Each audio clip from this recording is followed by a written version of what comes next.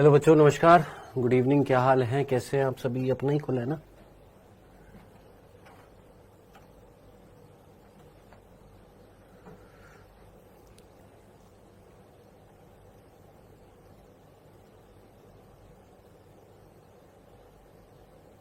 Spermatic inguinal नाल, ये बेटा जब मैं आपको वो पढ़ाऊंगा खरगोश और उसके साथ मेंढक पढ़ाऊंगा माधव, तो वहां पर ये क्वेश्चन, ये चीज समझ में आ जाएगी। इंग्विनल नाल के माध्यम से होता है। सर जी एक क्वेश्चन बता दीजिए, माता के गर्भ में बेबी का पहले हार्ट बनता है तो ब्रेन के बिना हार्ट बीट के लिए सिग्नल कौन भेजता है? बांगड़ू लाल कौन है ये? दिव्या केसरी। दिव्या केसरी, हार्ट की बीटिंग के लिए, हमारी हार्ट की बीटिंग के लिए सिग्नल ब्रेन से नहीं आता है। हमारी हार्ट की जो बीटिंग होती है वो खुद हमारा हार्ट तय करता है। ऐसे हार्ट को मायोजेनिक हार्ट बोलते हैं, पेशीजनक हृदय बोलते हैं। समझ में आया दिव्या केसरी? हार्ट ब्रेन से नहीं आता है, खुद हार्ट के अंदर SA नोड होता है। SA नोड होता है जिसको हम पेस मेकर बोलते हैं, जो हार्ट बीटिंग के लिए जिम्मेदार होता है। ठीक है दिव्या? हाँ जी सर, अधिवृषण का मतलब क्या आधा होता है? नहीं, अधिवृषण का मतलब आधा नहीं होता। अधि मीन्स होता है ऊपर, वृषण के पश्चिम सतह के ऊपर की तरफ। जैसे बोला था ना, अधि जल परागण, अधो जल परागण, तो अधि वृषण का मतलब क्या होता है? वृषण के ऊपर की तरफ, पश्चिम यानी पीछे की तरफ ऊपर क्या मिलता है? अधिवृषण मिलता है। हाँ जी सर ये बता दीजिए, ये कैसे डिसाइड होता है कि यूरिन निकलेगा या स्पर्म? न्यूरल सिग्नल्स आते हैं, न्यूरल सिग्नल्स आते हैं तो रिलीज होता है। मतलब कौन डिसाइड करता है? न्यूरल सिग्नल्स होते हैं, हार्मोन डिसाइड करते हैं। हार्मोन और नर्वस सिस्टम, ये दोनों मिलकर इंटीग्रेटेड मैनर में तय करते हैं कि क्या रिलीज होएगा। मूत्राशय को कॉन्ट्रैक्ट करेंगे तो मूत्र रिलीज होएगा, और कहीं ना कहीं स्खलन नलिका को कॉन्ट्रैक्ट करेंगे तो वीर्य रिलीज होता है। सर शुक्र वाहिकाओं को शुक्र वाहिनियां बोलते हैं और शुक्रवाहक को शुक्र वाहिनी बोलते हैं, तो यह एक वचन बहुवचन वाली बात तो हो गई। फिर ये अलग अलग कैसे है? अलग अलग कैसे? एक ही चीज है, शुक्र वाहिकाएं और शुक्रवाहक। अरे भैया कई सारी वाहिकाएं हैं और एक वाहक है। वाहक मीन्स एक, वाहिकाएं मीन्स कई सारी। तो 15 से 20 जो थी वो शुक्र वाहिकाएं हैं, एक जो है वो शुक्र वाहक है।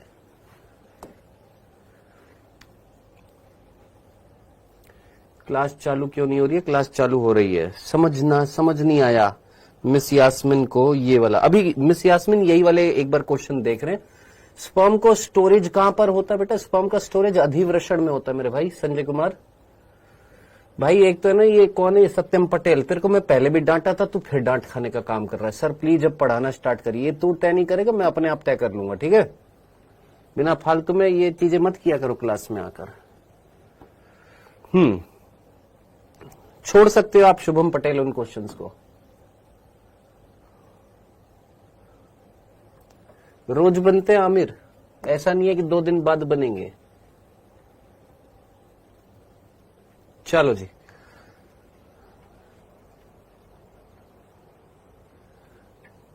किसमें देखे जाएंगे? कीट परागित पुष्पों में देखे जाएंगे मेरे भाई।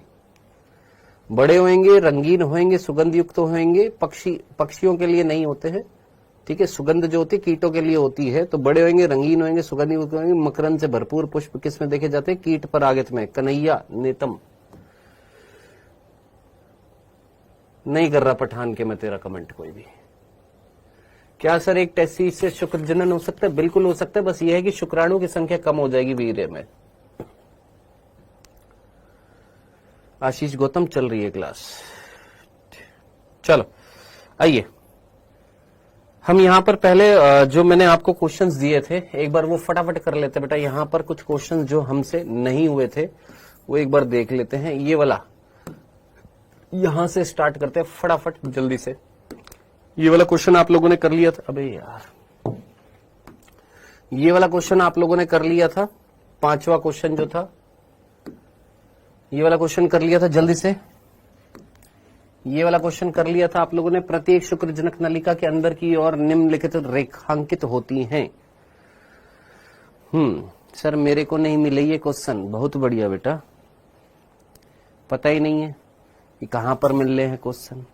टीचर स्लाइड में होते हैं। प्रत्येक शुक्रजनक नलिका के अंदर की ओर निम्नलिखित में से रेखांकित होती हैं। क्या चीजें पाई जाती हैं शुक्रजनक नलिका के अंदर?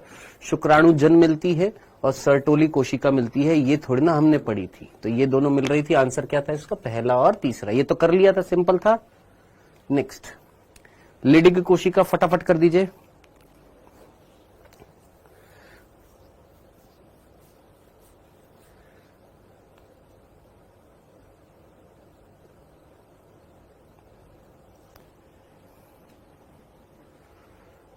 नहीं पता हमको पुनीत, जाकर गूगल कर लेना। तुम लोग समझदार बच्चों में से माने ही नहीं जाओगे। तुम लोगों को कोई चीज समझाई जाती है तुम्हारे, तुम नहीं समझ सकते हो। शुक्राणु कितना जिंदा होएगा, कितना समय लगेगा, क्या होएगा, कैसे होएगा, तुम नहीं मानोगे। कर लो जो तुम्हें करना। मैं क्वेश्चन कराता जा रहा हूं। सर कोर्ट का क्या फैसला रहा? अभी कोर्ट का फैसला भी नहीं आया है। हाँ जी, लिडिग कोशिका शुक्रजनक नलिकाओं में होती है? नहीं, शुक्रजनक नलिकाओं में नहीं होती। शुक्रजनक नलिकाओं में होती है? नहीं जनाब।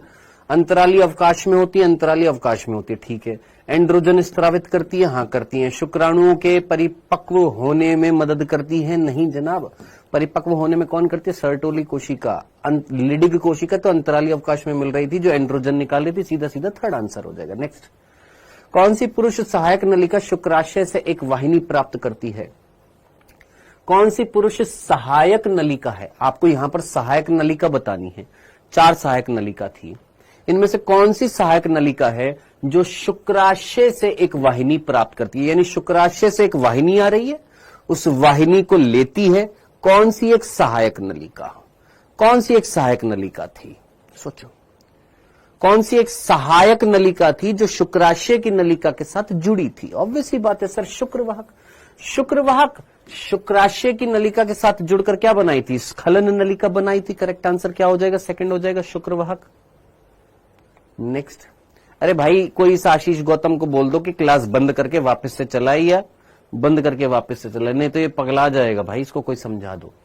स्तनधारियों के वृषण की संरचना की पहचान निम्नलिखित की उपस्थिति से की जा सकती है। हाँ, ये क्वेश्चन था जो नहीं हुआ होगा, आई होप।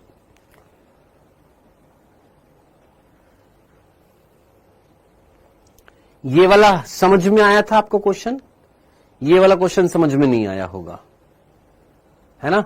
ये थोड़ा सा मतलब यूं बोल देंगे कि यार नहीं आया होगा, ऑब्वियस ही बात है। या आ गया था, समझ में आ गया था, क्लियर था। ये वाला क्वेश्चन समझ में आ गया। क्वेश्चन ये बोल रहा है, स्तनधारियों के वृषण की संरचना की पहचान निम्नलिखित की उपस्थिति से की जा सकती है। इनमें से कौन सी चीज है जो स्तनधारियों के वृषण की पहचान करेगी? अब जरा सोचिए, शुक्राणु जन ये भी वृषण में होते हैं। शुक्राणु कोशिका यानी शुक्राणु ये भी वृषण में होती है। सर्टोली कोशिका ये भी वृषण में होती है। शुक्राणु प्रसू ये भी वृषण में होती है। अब एक वृषण है, एक टेस्टीज है, एक वृषण है। किसका? मान लेते हैं किसका है, सरीसर्प का है। मान लेते हैं किसका है, किसी उभयचर का मान लीजिए, सरीसर्प का मान लेते हैं।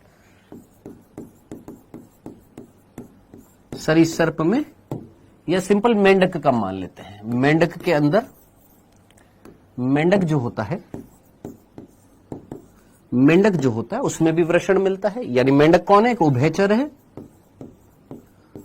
और वृषण जो है वो किसका? मनुष्य का।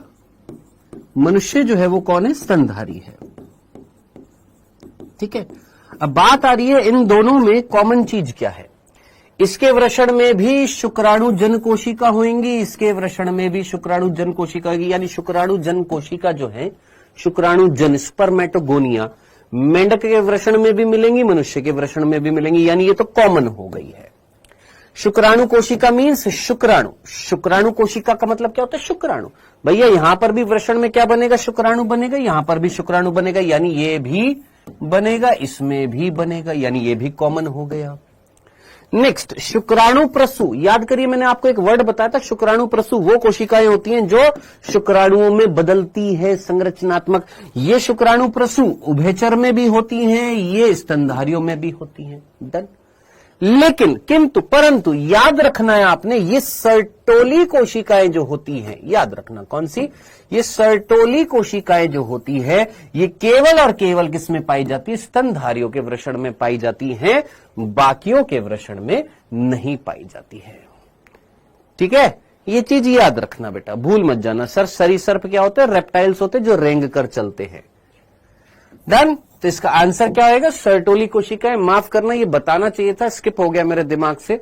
हालांकि एनसीईआरटी में नहीं लिखा हुआ, लेकिन फिर भी ये याद रखना कि सर्टोली कोशिकाएं जो होती हैं ये अभिलक्षण है किसका, स्तनधारियों के वृषण का, कि स्तनधारियों में जो वृषण होते हैं केवल उन्हीं में मिलती हैं कौन, सर्टोली कोशिका, बाकियों में नहीं मिलती है। हाँ जी, नेक्स्ट आगे बढ़ते हैं। 9th प्रश्न, ये जिसको समझ में नहीं आया था, आई होप ये तो अब समझ में आ जाना चाहिए था, ये तो बता दिया था मैंने आपको। सर हमने तुक्का सही लगा दिया, चलो आपने तुक्का लगा दिया था, लेकिन अब मीनिंग समझ में आ गया था ना पिछले प्रश्न का क्या था। ठीक है, इस प्रश्न में पूछा गया है कि इनमें से कौन सी संरचना वीर्य में स्खलित शुक्राणुओं को पोषण का स्रोत होती है, यानी ए, बी, सी और डी, इनमें से कौन है जो शुक्राणुओं को पोषण देगी। ए कौन है मेरे भाई, शुक्राशय है, ए कौन है, शुक्राशय है, बी कौन है, प्रोस्टेट है या पुरोस्थ बोल दीजिए, सी कौन है, बल्बोयूरेथ्रल है, बल्बोयूरेथ्रल यानी कंदमूत्र पथ है, और डी कौन है, मूत्रमार्ग है, यूरेथ्रा है। अब इतना तो आपको कॉमन सेंस है कि ये तो पोषण नहीं देता है, डी मूत्रमार्ग तो पोषण नहीं देता है शुक्राणुओं को, बल्बोयूरेथ्रल ने कहीं पोषण नहीं दिया था, ये हमने पढ़ा था। बल्बोयूरेथ्रल के 2 कार्य थे, मूत्रमार्ग की अम्लता को समाप्त करना और शिशन को स्नेहन देना, लुब्रिकेट करना, ये भी नहीं होएगा। प्रोस्टेट, इसका कार्य हमने नहीं पढ़ा था क्योंकि दे भी नहीं रखा था। हाँ, हमने शुक्राशय का इतनी सी बात पढ़ी थी कि शुक्राशय से निकलता है फ्रक्टोज, और वो फ्रक्टोज जो होता है वो पोषण देता है किसको, शुक्राणुओं को। डन। तो याद रखना, जो फल शर्करा थी, फ्रक्टोज जो थी, वो कहां से निकलती है, शुक्राशय से, यानी इसका करेक्ट आंसर क्या आ जाएगा, ए हो जाएगा इसका फर्स्ट। डन। तो मिस यास्मिन आपको समझ में आ गया ये वाला क्वेश्चन, अब क्लियर है। चले नेक्स्ट। हाँ जी, ये वाला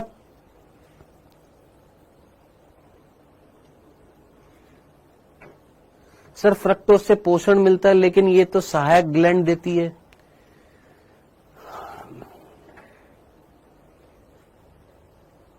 सर सर्टोली कोशिका पोषण देती है ना। ओ भाई मेरे को एक बात बता, तू अपने घर पर खाना खा लेता है, घर के बाहर कभी निकलता है तो घर के बाहर अगर कहीं जाता है तब भी तेरे को खाने की जरूरत पड़ती है ना। तो वृषण के अंदर पोषण कौन दे रही थी, सर्टोली कोशिका। अब वृषण से जब बाहर निकलेगा शुक्राणु तो और पोषण नहीं चाहिए उसको, तो वो कौन देगी उसको, शुक्राशय देगी।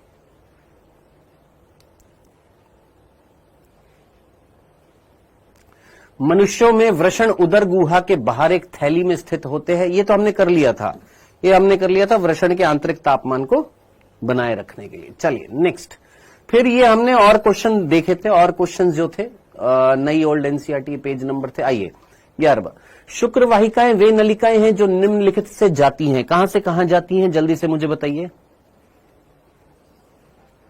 शुक्र वाहिकाएं कहां से कहां जा रही थी बेटा, जल्दी से। शुक्र वाहिकाएं कहां से कहां जा रही थी,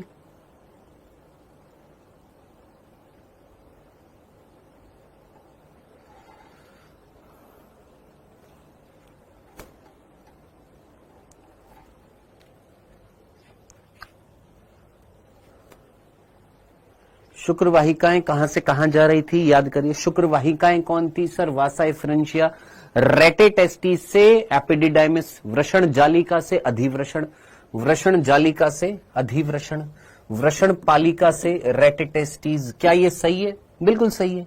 कैसे सर, अभी बता रहा हूं। रेटेटेस्टिस से सॉरी, इसका आंसर ये सही है, माफ करना है, ये नहीं है, ये सही है। ये वैसे सही होता कि वृषण पालिका से, अच्छा सॉरी ये तो गलत हो जाता, रेटेटेस्टिस नहीं, ये नहीं। आंसर क्या हो जाएगा, सेकंड हो जाएगा, माफ करना। आंसर क्या हो जाएगा, रेटेटेस्टिस यानी वृषण जालिका से एपिडिडाइमिस के बीच में कौन मिल रही थी, शुक्र वाहिकाएं मिल रही थी। करेक्ट आंसर क्या हो जाएगा, second is the correct answer. ठीक है, सेकंड, इसके आंसर यहां पर नहीं है। चलो इसका करेक्ट आंसर क्या हो जाएगा, सेकंड हो जाएगा। ठीक है, आगे बढ़े। चलो नेक्स्ट, मनुष्यों के वृषण स्थित होते हैं, स्टोर होता है, कोई पोषण नहीं देता है उनको।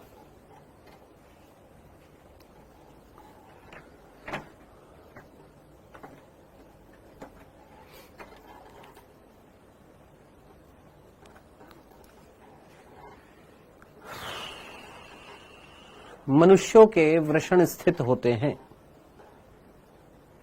उदर गुहा के अंदर एक सुरंग जैसी संरचना के भीतर, वृषण कोश थैली के भीतर एक से अधिक विकल्प सही है। आंसर क्या हो जाएगा? सीधा सीधा थर्ड।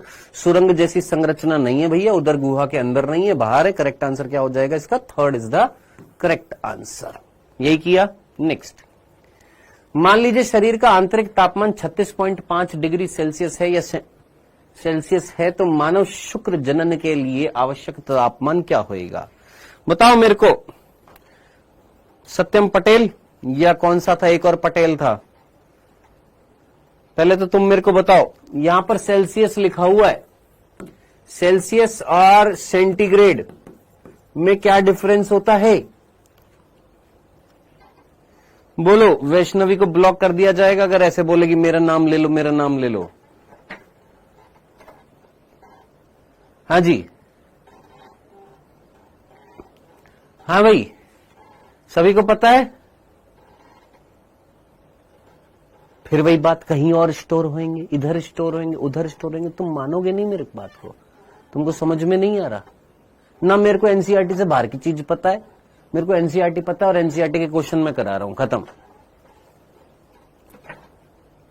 कितनी देर के लिए बनेंगे, कितनी देर के लिए स्टोर होंगे, कहां स्टोर होंगे, कैसे स्टोर होंगे, ये होंगे वो होंगे, फलाना ढिमका।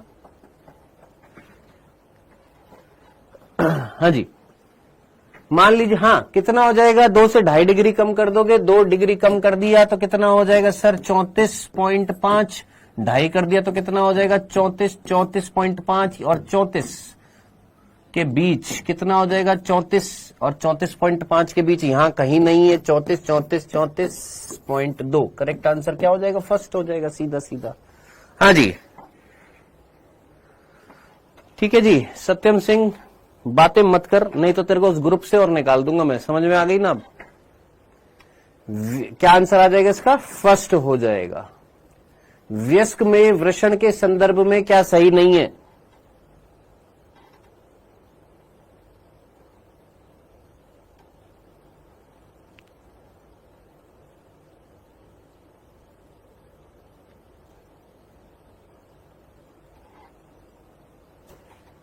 वयस्क में वृषण के संदर्भ में क्या सही नहीं है?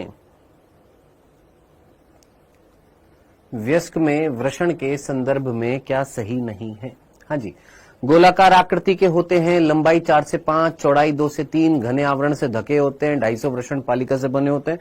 ये भी सही है, ये भी सही है, ये भी सही है। गलत क्या है भैया? ये गलत है। गोलाकार नहीं थे, कैसे थे? अंडाकार थे, ओवल शेप थे। जो याद करिए, मैंने गलती से लिखा था ना गोलाकार और फिर उसको सही कर दिया था, गलती से ब्लंडर मैंने कर दी थी। गोलाकार नहीं होते हैं, कैसे होते हैं? अंडाकार होते हैं। याद आ गया?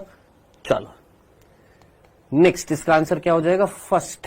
नेक्स्ट, प्रत्येक वृषण पालिका में कितनी शुक्रजनक नलिकाएं होती हैं?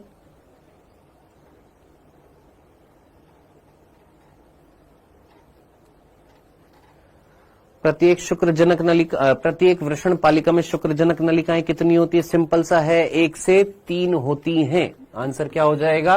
फर्स्ट। लिडिग कोशिकाएं स्थित होती है। लिडिग कोशिकाएं कहां पाई जाती हैं? लिडिग कोशिकाएं कहां पाई जाती हैं? शुक्रजनक नलिकाओं में, शुक्रजनक नलिकाओं के बाहर वृषण की दीवार में नर जर्म कोशिका के साथ। लिडिग कोशिकाएं कहां पाई जाती हैं? लिडिग कोशिकाएं कहां पाई जाती है? हाँ भाई, कौन दे रहा है इसका आंसर? चौथा। अरे बांगड़ू सर, 11th का फर्स्ट प्लीज चेक। अभी चेक कर लेते हैं। 11th का फर्स्ट बोल ले हो भाई, पहले 16 का आंसर बताओ, फिर 11th का फर्स्ट चेक कर लेते हैं। हाँ भाई, लिडिग कोशिकाएं कहां स्थित होती हैं? वृषण की दीवार में, नरजर्म कोशिका के साथ। नरजर्म कोशिका के साथ तो सर्टोली कोशिका थी। शुक्रजनक नलिकाओं के अंदर थी, उनमें थी, या शुक्रजनक नलिकाओं के बाहर थी? सर बाहर थी। लिडिग कोशिका अंतराली अवकाश में। सेकेंड आंसर आ जाएगा। अब बालक पीछे पड़ा हुआ है सर, 11वें का तीसरा है। शुक्रवाहक से एपिडाइमिल। लपाड़ा लगा दे तुम्हारे, हैं तुम्हारे लपाड़ा लगा दे। कौन था भाई, कौन था? शुक्र वाहिका वे नलिका है जो निम्नलिखित से जाती हैं। शुक्र वाहिकाएं कौन थी सर? शुक्र वाहिकाएं कौन थी? रेटे टेस्टीज के बाद बांगड़ू लाल, रेटे टेस्टीज के बाद कौन आती है? वासा इफ्रेंशिया। फिर कौन आता है? एपिडिडाइमिस। तेरे से पूछा है ये वासा इफ्रेंशिया। शुक्र वाहिकाएं पूछिए, शुक्र वाहक नहीं पूछा। शुक्र वाहिकाएं कहां से कहां जा रही है? रेटे टेस्टिस से एपिडिडाइमिस लेकर जा रही है, रेटे टेस्टिस से एपिडिडाइमिस तक जा रही है। भोंदूलाल, इसके हिसाब से ये कह रहा है शुक्रवाहक से एपिडिडाइमिस, एपिडिडाइमिस के बाद आता है शुक्रवाहक, और तेरे हिसाब से शुक्रवाहिकाएं जो है वो उल्टा ला रही है। कारे ढोंडू, कौन था ये? बुधू। हाँ जी, कहां तक हो गए थे? ये हा तक हो गए थे। इसका आंसर था सेकंड, 17वें का आंसर।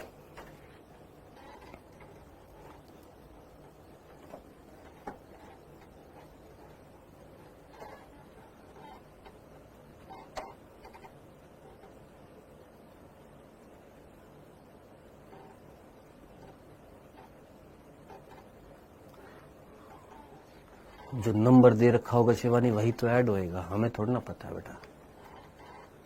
17 का आंसर निम्नलिखित में से कौन सा गलत है? शुक्राणु जन और लीडिग कोशिकाएं शुक्रजनक नलिकाओं में होती हैं। हाँ भाई, पहला गलत नहीं लग रहा तुमको? शुक्राणु जन और लीडिग कोशिकाएं शुक्रजनक नलिकाओं में होती हैं, यही आंसर नहीं हो जाएगा? सोच, पहला गलत नहीं लग रहा तेरे को? छोटी रक्त वाहिकाएं लिडिग कोशिकाओं के साथ होती है, बिल्कुल। अरे भैया याद करो, लिडिग कोशिका कहां थी? 3 चीजें अंतराली अवकाश में थी, जिसमें लिडिग कोशिका थी, रक्त वाहिकाएं थी। ये तो सही है। लिडिग कोशिका एंड्रोजन निकालती, हाँ एंड्रोजन निकाले थे लिडिग कोशिका ने। सर्टोली कोशिका शुक्राणुजन कोशिका को पोषण देती है, हाँ सही है। तो भैया आंसर क्या हो जाएगा? फर्स्ट हो जाएगा कि नहीं हो जाएगा? हाँ सर, ये गलत दे रखा। शुक्राणुजन और लीडिग कोशिका मिल रही थी कि सर्टोली कोशिका मिल रही थी शुक्रजनक नलिका? सर्टोली। तो भैया आंसर क्या हो जाएगा इसका? फर्स्ट। नेक्स्ट, पुरुष सहायक जनन वाहिकाओं में शामिल नहीं है। मोहित प्रजापति, टेस्ट जो होएगा वो होएगा आपका संडे को 4 अगस्त को होएगा, जिसमें अपने दोनों चैप्टर आएंगे, मानव जनन और कौन सा आएगा? पुष्पीय पादपों में लैंगिक जनन। 2 चैप्टर आएंगे, ठीक है। रोज क्लास होएगी, ऊपर लिख कर लाऊंगा। 4 अगस्त को टेस्ट है और 2 चैप्टर आएंगे, ताकि फिर उसके बाद कोई बालक जब भी लेक्चर देखे तो पूछे ही ना। ठीक है मेरे भाई। पुरुष सहायक जनन वाहिकाओं में शामिल नहीं है। नहीं, इस संडे को नहीं है मिस यास्मीन। पुरुष सहायक जनन वाहिकाओं में शामिल नहीं है। कौन नहीं है सर? रेटे टेस्टिस होती है, शुक्र वाहिका होती है, एपिडाइमिस होती है, मूत्र वाहिनी शामिल नहीं है। आंसर क्या हो जाएगा इसका? 4th हो जाएगा। मूत्र वाहिनी जो थी उसको शामिल नहीं करेंगे। ओके, नेक्स्ट, वृषण की शुक्रजनक नलिकाएं शुक्र वाहिकाओं में किसके माध्यम से खुलती हैं? वृषण की जो शुक्रजनक नलिकाएं हैं वो शुक्र वाहिकाओं में किसके माध्यम से खुलती हैं?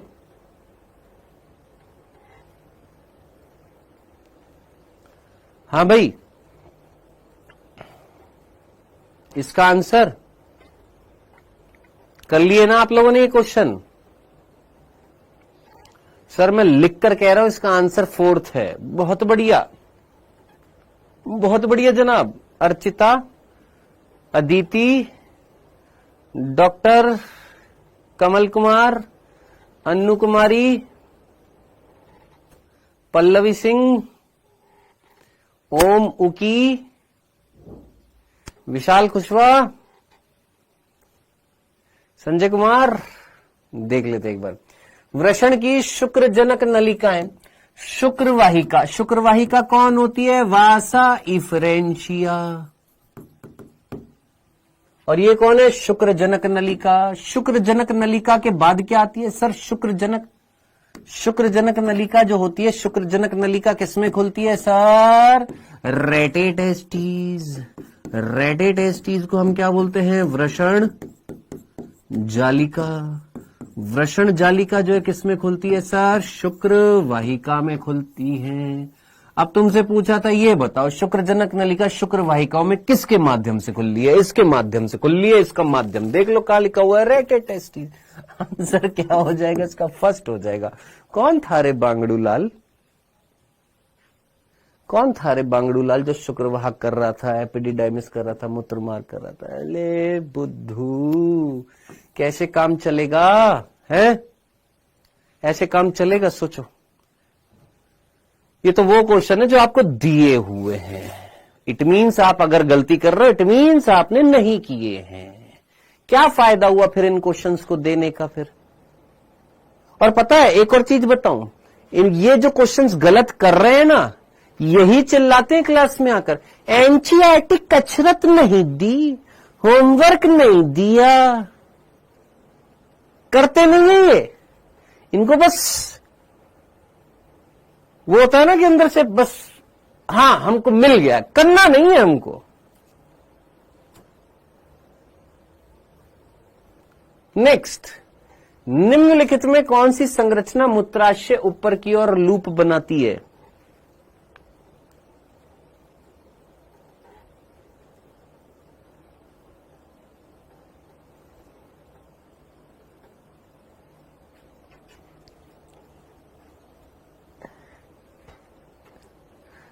हाँ भाई, आंसर लगाइए। करा करो बेटा, क्वेश्चंस किया करो, जो जो क्वेश्चंस आपको दिए जा रहे। कल भी क्वेश्चंस दिए थे, वो किए आपने? नहीं, कल वाले भी नहीं किए होंगे। अब आज दूंगा ढेर सारे क्वेश्चन, वो कर लेना। निम्नलिखित में से कौन सी संरचना मूत्राशय के ऊपर की ओर लूप बना, मूत्राशय के लिखना है, मूत्राशय के ऊपर की ओर लूप बनाती है? कौन थी जो लूप बनाई थी? कौन थी जो फंदा डाली थी? फंदा डाल दी थी। कौन थी वो फंदा डाली थी? शुक्र वाहक डाली थी, वास डिफरेंस डाली थी। आंसर क्या हो जाएगा? सेकंड हो जाएगा। हाँ जी, ये देखो, Shubham Patel, fourth is right answer. मूत्र मार्ग लगा दे तुम्हारे ना एक खींच के, तुम्हारे सारे दिमाग के मार्ग जो है ना खुल जाएंगे, तुम्हारे मूत्र मार्ग। ढोंडूलाल, कौन सी संरचना थी जो ऊपर की तरफ लूप बना रही थी? कह रहे मूत्र मार्ग।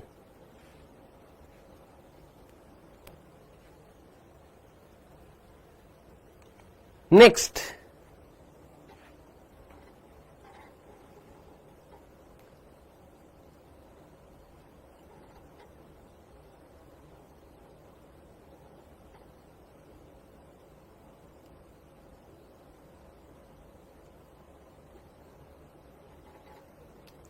निम्नलिखित में से कौन उदर गुहा में जाती है?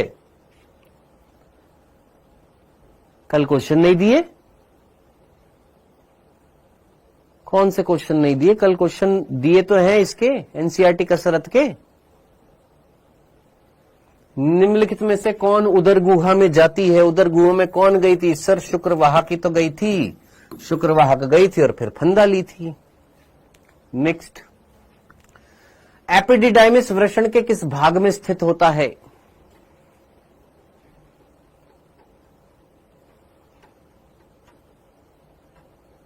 एपिडिडाइमिस अधिवृषण वृषण के किस भाग में स्थित होता है? किस भाग में मिलता है बेटा? जल्दी से मुझे बताइए, एपिडिडाइमिस वृषण के किस भाग में स्थित होता है? अग्रभाग, पश्चिम भाग, पार्श्व भाग, अग्र पार्श्व भाग, ये आना चाहिए, ये वाला जानते हो यार, इसमें गलती मत करो कविता कुमारी। अरे मैं आधा घंटा लेट हो गया, आपने कुछ पढ़ा दिया, बहुत कुछ पढ़ा दिया बेटा, क्वेश्चन करा रहा हूं मैं। टॉमी, टॉमी क्वेश्चन कर। एपिडिडाइमिस वृषण के किस भाग में स्थित होता है? तो सीधा सीधा पढ़ा था हमने, कहां पर मिलता है? ध्रुव भाई जान पूछ के ना, है ना, कहां पर मिलता है? पश्चिम भाग में पाया जाता है, पोस्टीरियर पोर्शन पर पाया जाता है। आंसर क्या हो जाएगा इसका? सेकंड हो जाएगा। तुम जान पूछ के गलती कर रहे हो ताकि तुम्हारा नाम पुकारा जाए, है ना? ठीक है। यदि किसी कारणवश मानव प्रजनन प्रणाली में शुक्र वाहिकाएं अवरुद्ध हो जाएं तो युग्मकों का स्थानांतरण निम्नलिखित में से किसमें नहीं होगा? एक बार मैं चेक कर लेता हूं मेरे बेटे, एक बार पूछता हूं भैया ने अपलोड किया है कि नहीं किया है। सर कल की क्लास ही अपलोड नहीं हुई है। बहुत बढ़िया बेटा।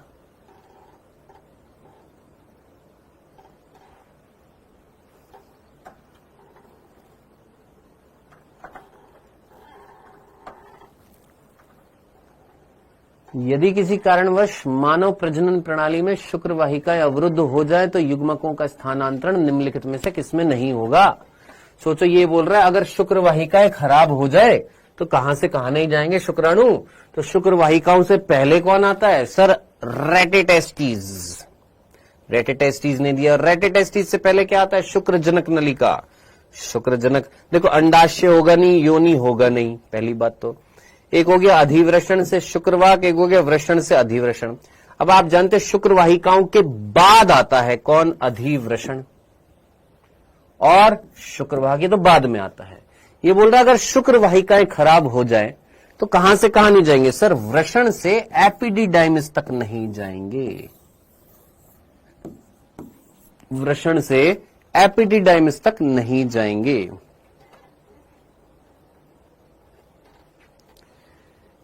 एक बालक है जिसका नाम है थैलीपैथी हिमेश। थैलीपैथी हिमेश कह रहा है अगर इसका आंसर पहला नहीं हुआ तो मैं फिल्म देखना छोड़ दूंगा। तो बेटा अब तेरे को फिल्म देखनी छोड़नी पड़ेगी।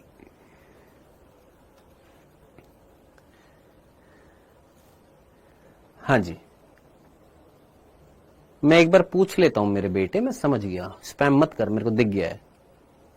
ठीक है, हाँ भाई थैलीपैथी आई बात समझ में। 22वें का आंसर क्या था? 4 था। 22वें का आंसर क्या है? 4th है। टोटल 22 ही क्वेश्चन थे। 22वें का आंसर क्या है? 4th है। बालक कह रहा सर हमको ये वाला समझ में नहीं आया, हमको ये वाली चीज समझ में नहीं आई सर, यहां पर वृषण जालिका होना चाहिए था ना। चलो आपसे एक चीज पूछते हैं, ये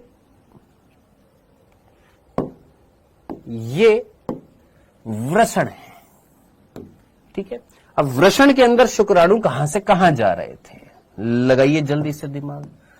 सर कहां से कहां जा रहे थे बताओ? पहले शुक्रजनक नलिका से होते हुए कहां गए सर? वृषण जालिका। वृषण जालिका से होते हुए शुक्र वाहिकाएं। शुक्र वाहिकाएं जो हैं वो कहां गई थी सर? वो गई थी सर पश्चिम भाग में, खुली थी किसमें? अधिवृषण में। फिर अधिवृषण जो था वो किसमें खुला सर? शुक्रवाहक में। शुक्रवाहक जो था वो बाहर निकल लिया। ठीक है, अब मुझे बताओ, यहां पर इस क्वेश्चन में बोल रहा है कि अगर ये शुक्र वाहिकाएं खराब हो जाए, ये खराब हो जाए तो शुक्राणु कहां से कहां नहीं जाएंगे? आपके हिसाब से थैलीपैथी बोल रहा था एपिडिडाइमिस से शुक्रवाहक में नहीं जाएंगे, यहां से यहां नहीं जाएंगे। है भाई थैलीपैथी? हाँ भाई थैलीपैथी बता, अगर ये खराब हो गई तो शुक्राणु यहां से यहां नहीं जाएंगे। अरे बांगड़ू लाल, अगर ये खराब हो गई तो यहां शुक्राणु पहुंचा भी है। लल्लू, बुद्धू, थैलीपैथी मिस, सोच अगर ये चीज खराब हो गई तो तेरे हिसाब से शुक्राणु यहां से यहां नहीं जाएंगे। अब जब यही खराब हो गई तो यहां कहां से आ गए शुक्राणु? तो ये तो हो ही नहीं सकता, अंडाशय हो नहीं सकता, योनि हो नहीं सकता, तो बचा क्या सर? वृषण से एपिडिडाइमिस। अब एपिडिडाइमिस ये अगर खराब हो गई तो शुक्राणु यहां नहीं पहुंचेंगे। हम कहां से नहीं पहुंचेंगे? ये सर यहां पर वृषण जालिका आना चाहिए। अरे वृषण जालिका नहीं आया, मान लो अगर यहां पर शुक्रजनक नलिका आ जाता तो गलती हो जाती, वो भी सही था। अरे मेरे भाई ये किसके अंदर है सर? वृषण के अंदर ही था। तो वृषण के अंदर इन नलिकाओं से होते हुए यहां पहुंच रहा था, इसके माध्यम से। अगर ये नहीं होगा तो वृषण की ये जो नलिकाएं हैं इनसे होते हुए वृषण यहां नहीं पहुंचेंगे, खत्म। हाँ जी,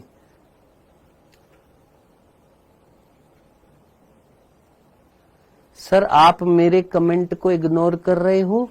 क्यों इग्नोर करूंगा मैं तिवारी जी? अरे तिवारी जी क्यों इग्नोर करूंगा मेरे भाई? जो दिख रहा है कमेंट उसका रिप्लाई कर रहा हूं, जो फटफट फटफट नीचे भाग लेते हैं भाई मैं कैसे पकड़ के लाऊं क्या? एक बात मुझे बताओ। ये क्वेश्चन थे दोस्त जो आपको पहले और दूसरे लेक्चर में दिए थे। तीसरे लेक्चर के एक बार मैं पूछ लेता हूं मेरे बेटे, होमवर्क जो है और वो जो है क्यों नहीं गया है, एक बार मैं पूछ लेता हूं। आज आपके पास में सारी चीजें आ जाएंगी, ठीक है मेरे बेटे? ओके मेरे बेटे। 19th वाला बता दो, अब अपने आप देख लेना 19 वाला। भोंदूलाल, निम्नलिखित में से कौन सी संरचना मूत्राशय के ऊपर से निम्नलिखित कौन सी संरचना मूत्राशय के ऊपर से लूप बनाती? कौन था भैया? कौन था ये? विकास सौरावत। तुम्हारे कान पकड़ेंगे है विकास बाबू। पढ़ाई नहीं की तूने, शुक्रवाह की याद नहीं है? हैं? हमारे यहां आंधी आ गई, उड़ जाओ फिर। एक काम करो, मुझे नींद बहुत आती है। अरे यार गलती से मिस्टेक हो गया सर सच में कल की क्लास अपलोड नहीं हुई थी। ठीक है एक बार मैं चेक कर लेता हूं बेटा। मेरी मम्मी क्या है खत्म हो गई हैं। ओ माय गॉड, ये कौन है? तिवारी जी। ओके तिवारी जी। तिवारी जी देखो मैं इस चीज में अब यही बोल पाऊंगा बेटा, धैर्य रखना, पेशेंस रखना बेटा, ठीक है? और क्या बोलूं मैं, ऑल इज वेल, सब सही होएगा, ठीक है? भरोसा रखना, सब सही होएगा बेटा।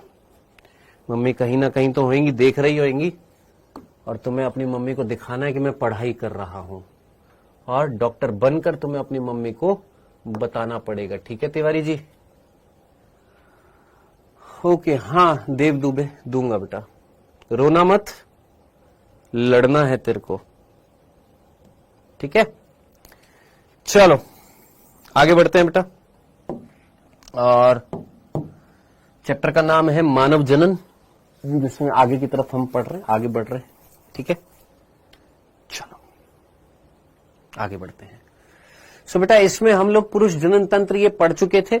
आज हमें पढ़ना है स्त्री जनन तंत्र, ये हमें पढ़ना है स्त्री जनन तंत्र, ये हम लोग स्टार्ट कर रहे हैं। कौन सा?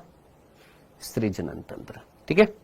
आइए, सो फीमेल रिप्रोडक्टिव सिस्टम ये हमें पढ़ना है, एक एक करके पहले बिंदु पढ़ लेते हैं, फिर एनसीईआरटी रीड आउट करते जाएंगे, ठीक है?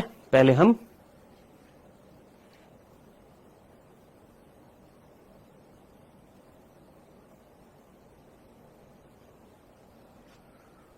हाँ जी, स्त्री जनन तंत्र सिर्फ एनसीईआरटी, एनसीईआरटी से बाहर अगर आपका कोई प्रश्न है, एनसीईआरटी से बाहर की अगर कोई चीज आपके दिमाग में है, कोई क्वेश्चन पूछना है, मैं आपको पहले एक चीज क्लियर कर दूं भाई, जिन को देखो पहले क्लियर कर दूं, ओनली एनसीईआरटी,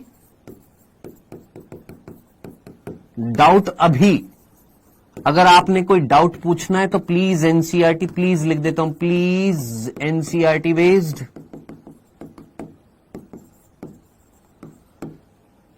किसमें? आरंभ 1 में। बाकी आपके पास आरंभ 2 भी है, आपके पास आरंभ 2 भी है ना? और आपके पास पुराना आरंभ 2024 भी है। तो अगर आपके अतिरिक्त डाउट है आउट ऑफ एनसीईआरटी, तो आप इस आरंभ 2 में जाकर वहां पर आर्टिफिशियल इंटेलिजेंस, मेटा एआई और जाने क्या क्या चीजें हैं, उसका इस्तेमाल करके आप वो डाउट पूछ सकते हैं। बाकी गूगल भी आपके पास में, प्लीज ट्राई करिएगा। मैं बार बार आपको बोल रहा हूं, आप अपनी उत्सुकताएं समाप्त कर लेंगे, लेकिन नीट जो है आपकी उत्सुकताओं से ज्यादा बढ़कर है, और वो एनसीईआरटी बेस्ड है। तो ट्राई करिए एनसीईआरटी बेस्ड चीजों को पढ़ने की। तो ये हम पढ़ने वाले हैं स्त्री जनन तंत्र, female reproductive system, point two point पढ़ेंगे। जो जो चीजें हमारी एनसीईआरटी में, वो सारी की सारी चीजें हम कवर करेंगे। कुछ भी नहीं है ऐसा, बहुत सिंपल है। कौन सा? फीमेल रिप्रोडक्टिव सिस्टम, बहुत ईजी चीज समझा रखी है फीमेल रिप्रोडक्टिव सिस्टम में। तो हेडिंग डालते हैं फीमेल रिप्रोडक्टिव सिस्टम, और इस फीमेल रिप्रोडक्टिव सिस्टम में यानी स्त्री जनन तंत्र की अगर मैं बात करूं तो स्त्री जनन तंत्र जो होता है वो बेटा मादा में, या मादा जनन तंत्र बोल दीजिए, स्त्री जनन तंत्र बोल दीजिए, पहला बिंदु बहुत सीधा सीधा कहां पर पाया जाता है सर? श्रोणी क्षेत्र में पाया जाता है। पहला बिंदु सीधा श्रोणी क्षेत्र में पाया जाता है, बहुत सीधा सीधा बिंदु श्रोणी क्षेत्र में पाया जाता है, बहुत सीधा सीधा बिंदु। दूसरा, सर किससे बना होता है, कौन कौन से भागों से बना होता है? तो ध्यान से सुनना क्या क्या चीजें मिलती हैं। हाँ जी,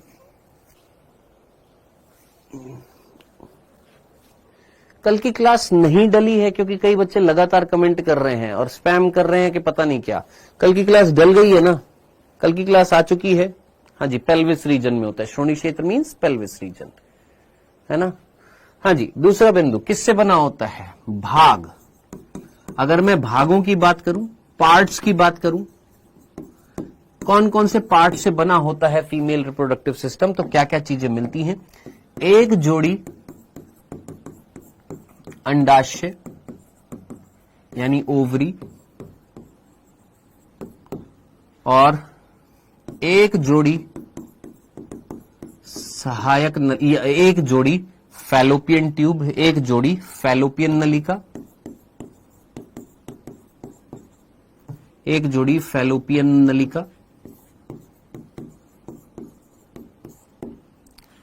एक गर्भाशय, एक योनि या ग्रीवा, एक योनि, बाह्य जननेंद्री,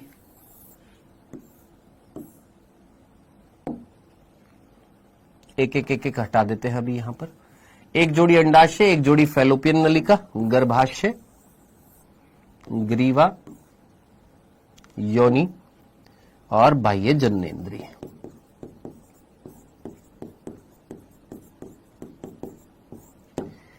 प्लस स्तन ग्रंथि।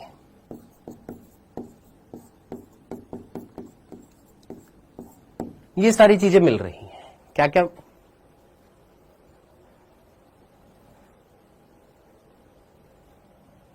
आवाज आ रही है बेटा? हेलो,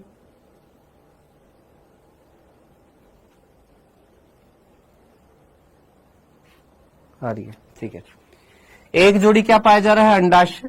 एक जोड़ी क्या पाई जा रही है? फैलोपियन नलिका।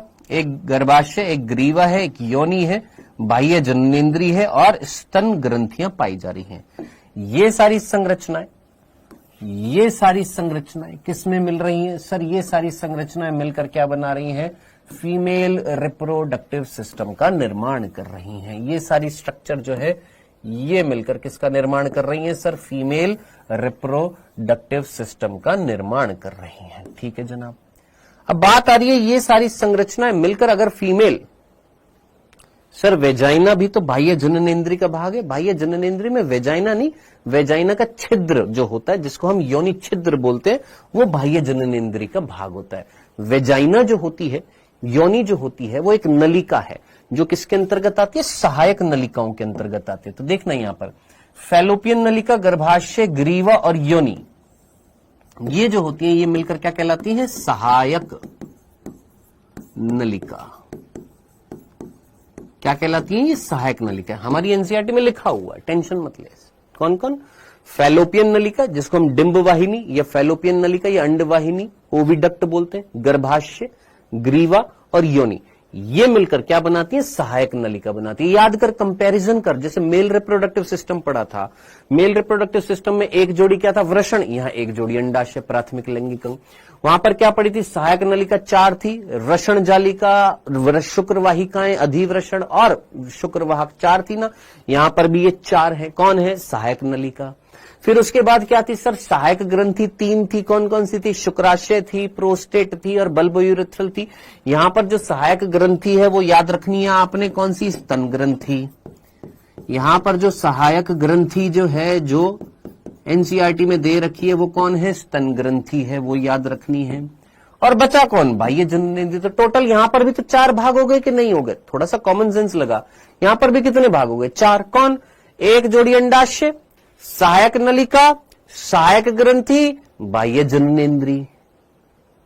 ठीक है, तो यहां पर जो सहायक ग्रंथि जो है वो कौन है सर? यहां पर जो सहायक ग्रंथि जो है वो कौन है? स्तन ग्रंथि। अब ये स्तन ग्रंथि कैसे सहायक ग्रंथि होगी वो हम बात करेंगे।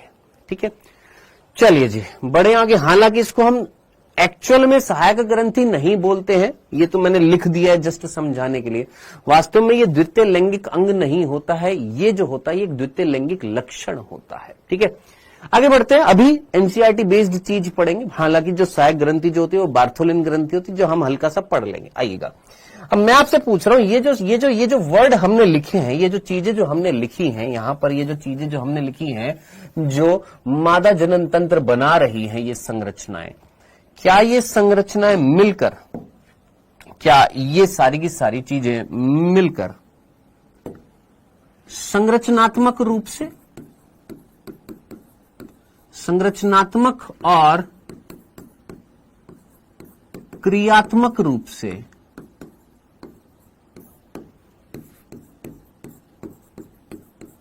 क्या क्या कर रही हैं? यानी ये संरचना बना रही है और काम होने वाला है। क्या क्या होने वाला है सोचो। संरचनात्मक और क्रियात्मक रूप से उत्तरदायी होती हैं किस चीज के लिए?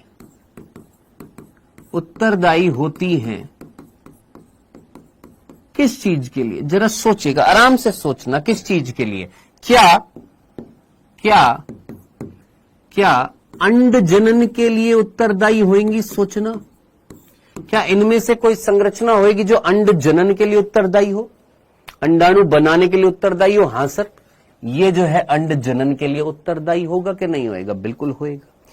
क्या निषेचन के लिए कोई उत्तरदायी होएगा? निषेचन, निषेचन कोई जगह होगी जहां पर निषेचन होएगा? हां सर, ये फैलोपियन नलिका जो है यहां पर क्या होएगा? निषेचन होएगा।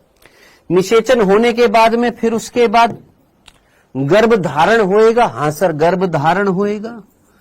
गर्भधारण कहां पर होएगा सर? गर्भधारण जो होएगा वो गर्भाशय में होएगा कि नहीं होएगा? हां सर, गर्भाशय में गर्भधारण। तो गर्भाशय में हो गया गर्भधारण, निषेचन हो गया फैलोपियन नलिका, अंडजनन हो गया किसमें? ओवरी में हो गया। हाँ सर, डन, कोई तकलीफ नहीं है, आराम से चीज समझ में आ रही है? ठीक है जनाब, आगे चढ़ते हैं। ठीक है, अब गर्भधारण होने के बाद फिर बच्चे को लाना भी तो पड़ेगा ना। कहां लाना पड़ेगा? अजी इस पापी दुनिया में लाना पड़ेगा। दुनिया बहुत ही ज्यादा पापी हो चुकी है दोस्त, है ना। तो कहां से आएगा सर? इस मार्ग से होता हुआ आएगा, इस मार्ग से होता हुआ आएगा। यानी क्या होएगा सर? जन्म होएगा। क्या होएगा सर? जन्म होएगा। हालांकि ये बाह्य जननेंद्रिय में ही आ जाएगा, योनि का जो छिद्र जो होएगा वो बाह्य जननेंद्रिय का ही भाग होएगा, तो इसको इसमें इंक्लूड कर देते। तो जन्म जो है वो बाह्य जननेंद्रिय यानी इससे होता हुआ, इससे होता हुआ, और योनि का जो छेद जो है जो बाह्य जननेंद्रिय का भाग है, इससे होता हुआ फाइनली बच्चा आ जाएगा। ओके जी, आ गया। या तो लाली आएगी या राजा बेटा आएगा, या तो रानी आएगी लक्ष्मी आएगी या राजा बेटा आएगा, राजकुमार आएगा। चलो आ गया। अब राजा बेटा आया तो बहुत सारी मिठाइयां बांटी, और रानी बिटिया आई तो एक दो घर वालों को बुलाया। तो ऐसा भी देखा जाता है। चलो, देखा है मैंने, कई लोगों के साथ देखा है। फिर बच्चा जब पैदा हो जाएगा तो उसको पोषण वोषण भी दिया जाएगा। हाँ सर, तो पोषण देने के लिए उत्तरदायी कौन होएगा गुरु? ये स्तन ग्रंथियां उत्तरदायी होंगी। तो जरा सोचिए, हैप्पी बर्थडे होने के बाद में खाना भी तो मिलेगा। हाँ सर, तो भैया ये सारी संरचनाएं मिलकर संरचनात्मक रूप से यानी संरचना बना रही है, क्रियात्मक रूप से यानी क्रियाएं हो रही हैं। साहब ये सारी क्रियाएं हो रही हैं इन संरचनाओं के अंदर, जो मिलकर क्या किस चीज के लिए उत्तरदायी थी? जो क्या बना रही थी? फीमेल रिप्रोडक्टिव सिस्टम बना रही थी। सर अब ना ऑपरेशन से होता है, उनका क्या होगा? पहले तो तुम मेरे को ये बताओ पुष्पा, ऑपरेशन की स्पेलिंग क्या होती है?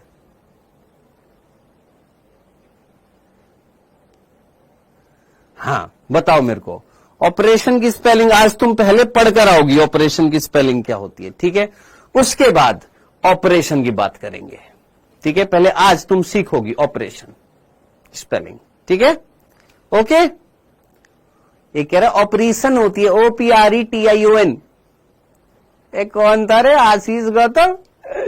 तो भी पुष्पा, ए पुष्पा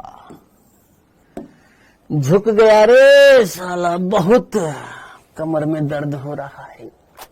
चलो जी, क्लास लेते लेते आगे बढ़ते हैं। आइए, इतनी सी बात समझ में आ गई। यहां पर जो बिंदु पड़ा ये चीज क्लियर है। चलिए आगे। अब देखो सारे के सारे बांगड़ू ऑपरेशन की स्पेलिंग लिख रहे हैं। हाँ भाई, ये चीज क्लियर हो गई। ये पहला बिंदु समझ में आ गया, सॉरी दूसरा बिंदु समझ। पहला कहां पर पाया जाता है, दूसरा पार्ट्स क्या क्या हैं और मिलकर क्या किस चीज के लिए उत्तरदायी है, ये सारी चीजें क्लियर हो गई होंगी। बढ़िया, आराम से चल रही है गाड़ी। आइए अब यहां पर सबसे पहले एक एक करके चीज पढ़ेंगे। सबसे पहले पढ़ेंगे सर एक जोड़ी अंडाशय। मैंने कहा आइए स्टार्ट करते हैं। क्या पढ़ना, एक जोड़ी अंडाशय। तीसरा बिंदु क्या पढ़ेंगे, अंडाशय पढ़ेंगे। आइए अंडाशय की बात करते हैं। किसकी बात करेंगे, अंडाशय की। हाँ जी, पहला बिंदु अंडाशय जो होता है, ये जो अंडाशय जो होते हैं कितने होते हैं सर अंडाशय? एक जोड़ी होते हैं। हाँ जी। सफेद रंग के होते हैं। हाँ जी, एक जोड़ी होते हैं, सफेद रंग के होते हैं। प्रेम जाटव को क्लास से बाहर निकाल देना। एक जोड़ी होते हैं, सफेद रंग के होते हैं। प्रेम जाटव को इमीडिएटली ब्लॉक कर देना यहां से, इमीडिएटली। देखो इसकी करतूत दिखाता हूं तुमको, ये देखो, देख रहे हो इसको, प्रेम जाटव। जाटव जी तो सी तो गए आज, तो सी गए आज प्रेम जाटव जी। अब मत कहना सॉरी सर अब नहीं करूंगा, आज के बाद नहीं करूंगा। हाँ जी, एक जोड़ी होते सफेद रंग के होते हैं और उल्टी नाशपाती के जैसे होते हैं क्या? जल्दी से आंसर बताइए। उल्टी नाशपाती के जैसे होते हैं, बताइए। उल्टी नाशपाती के जैसे होते हैं, जल्दी जल्दी जल्दी बोलो बोलो बोलो। उल्टी नाशपाती के जैसे होते हैं ना सुमित राठौड़? उल्टी नाशपाती के जैसे होते हैं बॉबी कुमार, है ना मिस पटेल? बुद्धुओं, गर्भाशय जो होता है ना वो उल्टी नाशपाती के जैसा होता है। गर्भाशय जो होता है वो उल्टी नाशपाती के जैसा होता है। हाँ सर मैं तो गलती कर दी, ये उल्टी नाशपाती नहीं होते, ये बादाम आकृति के होते हैं। ठीक है, बादाम भी याद रखना और नाशपाती भी याद रखना। ठीक है, तो कैसे होते हैं? नाशपाती नहीं होते हैं सर, ये नाशपाती नहीं होते, बादाम। सर नाशपाती क्या होती है? पियर। अभी दिखा दूंगा, अभी पहले ये बता, बादाम आकृति के होते हैं, जितने बादाम होते हैं उतनी आकृति के होते हैं, सफेद रंग के होते हैं, एक जोड़ी होते हैं। कहां पर होते हैं ये होते कहां पर हैं? क्या ये श्रोणी में होते हैं कि उदर गुहा में होते हैं? तो ये उदर गुहा के नीचे होते हैं। उदर गुहा के बिल्कुल नीचे होते हैं, निचले भाग में होते हैं।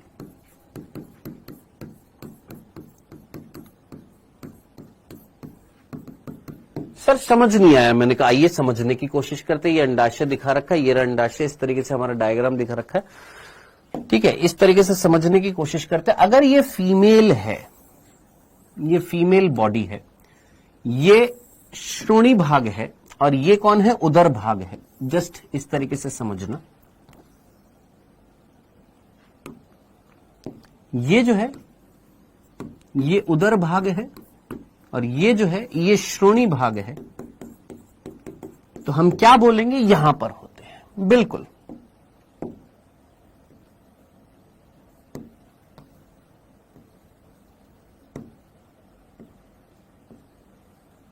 ठीक है, कहां पर मिल रहे हैं सर? इस तरीके से यहां पर पाई जा रही है, यानी बिल्कुल उदर गुहा के बिल्कुल निचले भाग में पाई जा रही है। ठीक है जी, चले आगे, यहां तक की बात। हाँ ठीक है, तो उदर गुहा के निचले भाग में पाए जा रहे, लेकिन अटैच किससे है? इधर देखिएगा, किससे अटैच है? यह है गर्भाशय।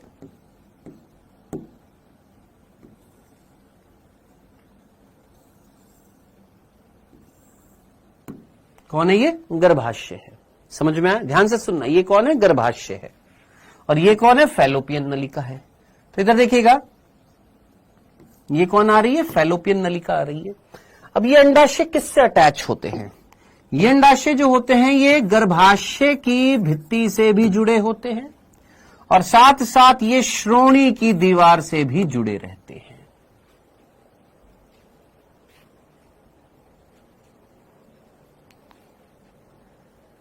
हाँ जी,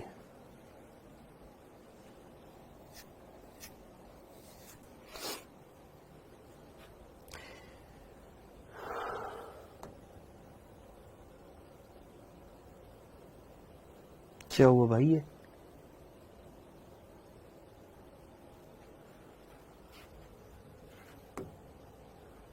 क्या हो गया?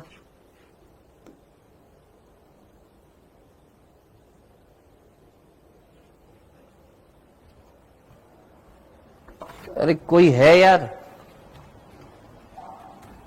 Rahul,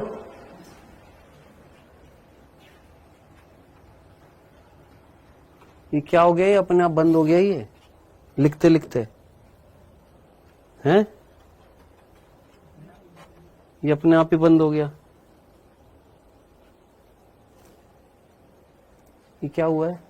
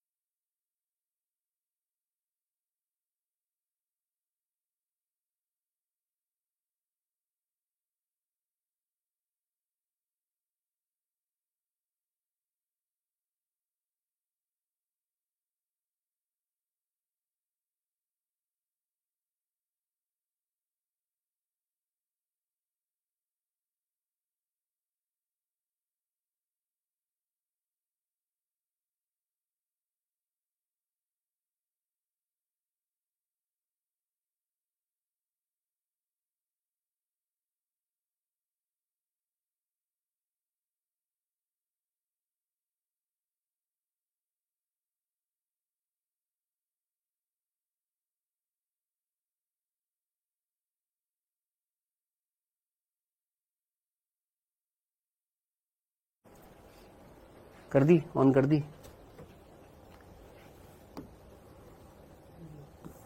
sir black board update मांग रहा है, आवाज नहीं आ रही, आवाज नहीं आ रही। अभी आ रही है? आवाज आ रही है?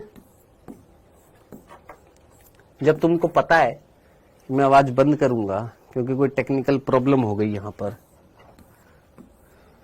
तुम नहीं मानोगे, है ना? सर गर्भाशय उदर भाग में है क्या? नहीं, श्रोणि भाग में माना जाता है। गर्भाशय का कुछ भाग, ऊपर वाला पार्ट जो है उदर में होता है और मैक्सिमम पोर्शन नीचे की तरफ श्रोणि में आता है। ठीक है, इधर देखना बेटा, यहां पर जो हम बात कर रहे थे वो ये चीज बात कर रहे थे क्या, कि ये जो मैं एक्चुअली ये पीछे पढ़ाते पढ़ाते पता है क्यों रुका था? क्योंकि आप में से कई जो थे यहां पर बातें कर रहे थे और मैं जस्ट नाम नोट करना चाह रहा था, इस वजह से मैं पीछे गया, और पीछे गया तो एकदम से पता नहीं वो ब्लैक बोर्ड किसी दूसरे हैंग नहीं हुआ था, जो भी चीज चल रही थी वो किसी दूसरे उसमें चली गई थी। चलो, मैं इतना टेक्निकल नॉलेज नहीं है मेरे को। हाँ जी, तो हम यहाँ पर अंडाशय की बात कर रहे थे। अंडाशय में हमने सबसे पहला बिंदु यहाँ पर ये लिखा कि एक जोड़ी होते हैं, सफेद रंग के होते हैं, बादाम आकृति के होते हैं, और बादाम आकृति के होते हैं, उदर गुहा के निचले भाग में होते हैं। अगर ये उदर है, उसके अंदर ये गुहा है, तो उसके निचले भाग में है कौन? आपके ये अंडाशय। अब ये अंडाशय जुड़े हुए किससे हैं? ये जुड़े हुए किससे हैं? सर ये जो है ये गर्भाशय है, इस गर्भाशय की दीवार से जुड़े हुए हैं, और साथ ही साथ ये जुड़े रहते हैं किससे? जो शरीर की श्रोणि भाग की जो दीवार जो होती है, जैसे मैं हूं, ये मेरा कौन सा पोर्शन है? श्रोणि। तो ये श्रोणि की वॉल है, पेल्विस वॉल कहलाएगी। अरे ये शरीर की दीवार है कि नहीं है? तो ये शरीर की जो दीवार है कौन से भाग में है? श्रोणि भाग में। तो ये कौन सी दीवार कहलाएगी? श्रोणि भित्ति कहलाएगी। हाँ सर, इसको हम क्या बोलेंगे सर? श्रोणि भित्ति बोलेंगे। तो श्रोणि भित्ति जो होती है, श्रोणि भित्ति जो होती है, श्रोणि भित्ति से जुड़ी रहती है कौन मेरे भाई? आपकी ये अंडाशय। तो दोनों तरफ से जुड़ा हुआ है, ये श्रोणि भित्ति से भी जुड़ा हुआ है और गर्भाशय की दीवार से भी जुड़ा है, या गर्भाशय की भित्ति से भी जुड़ा हुआ है। किसके द्वारा? कुछ संरचनाओं के द्वारा, जिनको हम क्या बोलते हैं? लिगामेंट या स्नायु कहते हैं। स्नायु या लिगामेंट्स कहते हैं। तो लिगामेंट्स या स्नायुओं के द्वारा ये जुड़ा रहता है कौन? अंडाशय किससे? गर्भाशय की दीवार। और किससे जुड़ा रहता है? हमारे श्रोणि की भित्ति से। तो ये चीज याद रखनी है आपने। दूसरा बिंदु, अंडाशय, गर्भाशय, भित्ति और मनोज जी देखते रहना, अगर कोई बातें करे ना नाम नोट कर लेना उसका। और श्रोणि भित्ति से स्नायु द्वारा जुड़ा रहता है, ये जुड़े रहते हैं। क्या ये चीज समझ में आ गई आपको?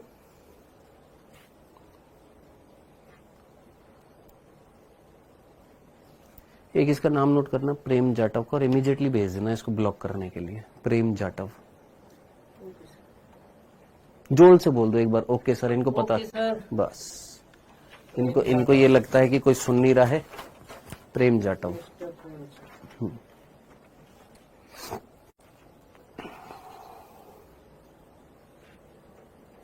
ठीक है। अब क्या होता है ना कि कई बच्चों को कंफ्यूजन ये होता है कि ये जो स्नायु जो होते हैं जिनको हम लिगामेंट्स बोलते हैं, सर ये स्नायु, ये लिगामेंट्स क्या करते हैं? सर ये तो मसल को बोन से जोड़ते हैं। मसल को बोन्स से जोड़ने का काम जो होते हैं वो कौन करते हैं? सर स्नायु करते हैं। मसल्स को बोन्स से जोड़ने का काम कौन करते हैं? स्नायु करते हैं। तो ये बड़ा कंफ्यूजन होता है कि सर स्नायु तो जो होते हैं वो मसल्स को बोन से जोड़ते हैं, है ना? यही पढ़ते हैं ना प्राणियों में संरचनात्मक ऊतक जो चैप्टर जो होता है उसमें यही पढ़ते हैं ना, यही पढ़ते हैं ना कि स्नायु जो होते हैं वो मसल्स को किससे जोड़ते हैं? बोन से जोड़ते हैं। लेकिन सर यहां पर मसल कहां है और बोन्स कहां है? तो बेटा ये स्नायु जो होते हैं अलग अलग प्रकार के होते हैं। अब हमारी एनसीईआरटी ने इतने डीपली चीजों को समझाया हुआ नहीं है। नॉर्मली अगर 9th लेवल की बात करूं या 10th या 11th 12th लेवल की बात करूं तो स्नायु के प्रकार नहीं बताए होते हैं। स्नायु जो होते हैं, लिगामेंट जो होते हैं, ये भी कई टाइप्स के होते हैं, जिनमें से मेजॉरिटी ऑफ लिगामेंट्स जो होते हैं वो मसल्स को बोन से जोड़ते हैं। लेकिन कुछ ऐसे लिगामेंट्स भी होते हैं, कुछ ऐसे लिगामेंट्स भी होते हैं जो एक स्तर को, एक पेरिटोनियम को दूसरी पेरिटोनियम से जोड़ते हैं या एक झिल्ली को दूसरी झिल्ली से जोड़ने का काम करते हैं। तो यहां पर यह चीज समझाई हुई नहीं है, डायरेक्टली आपने याद रखना है कि यहां पर जो स्नायु जो है, यहां पर जो लिगामेंट्स हैं वो एक दीवार को दूसरी दीवार से क्या कर रहे हैं? जोड़ रहे हैं। एक दीवार को दूसरी दीवार से जोड़ते हैं। हालांकि और डिटेल में जाएं तो जैसे आप यहां पर देखोगे ये एक अंडाशय है, ये एक स्नायु था, उस स्नायु के द्वारा किससे जुड़ा हुआ है? गर्भाशय की दीवार से जुड़ा रहता है। ठीक है, ये अंडाशय, और डायग्राम तो है, दे भी नहीं रखे हैं। देखिए मैं आपको वैसे अगर दिखाऊं तो इस तरीके से देख सकते हैं हम। ओवेरियन लिगामेंट, ओवेरियन लिगामेंट बोलते हैं इसको।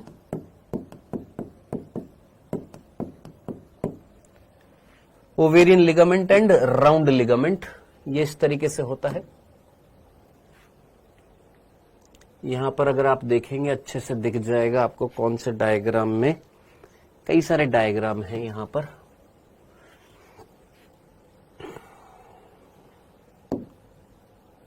इसमें नहीं दिखेगा, इसमें भी नहीं, इसमें अगर दिख जाए तो ये दिखेगा, अगर दिख जाए तो suspensory ligament, broad ligament, ligament of ovary, broad ligament और सस्पेंसरी लिगामेंट। चलो अभी सिर्फ इतनी सी बात याद रख सकते हो, इसमें मैं समझाने भी बैठूंगा तो तेरे को समझ में नहीं आएगा। ये इस तरीके से ओवरी होती है बेटा,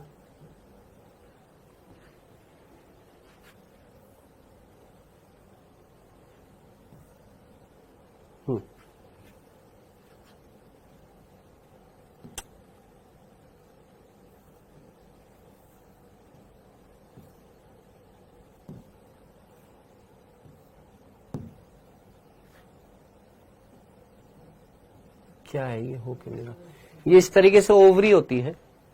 अच्छा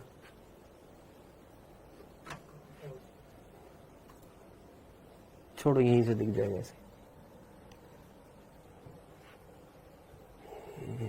क्या है? हाँ, इस तरीके से ये ओवरी है और ये होता है एक लिगामेंट जिसका नाम होता है ब्रॉड लिगामेंट। वो ब्रॉड लिगामेंट जो होता है ओवरी के चारों तरफ उसको कवर करता है, जो किससे जुड़ा होता है, याद रखना, फैलोपियन ट्यूब से जुड़ा होता है। और एक होता है ओवेरियन लिगामेंट। ओवेरियन लिगामेंट क्या है यार? एक होता है ओवेरियन लिगामेंट, ये सफेद रंग का, ये ओवेरियन लिगामेंट इसको यूट्रस की दीवार से जोड़ता है।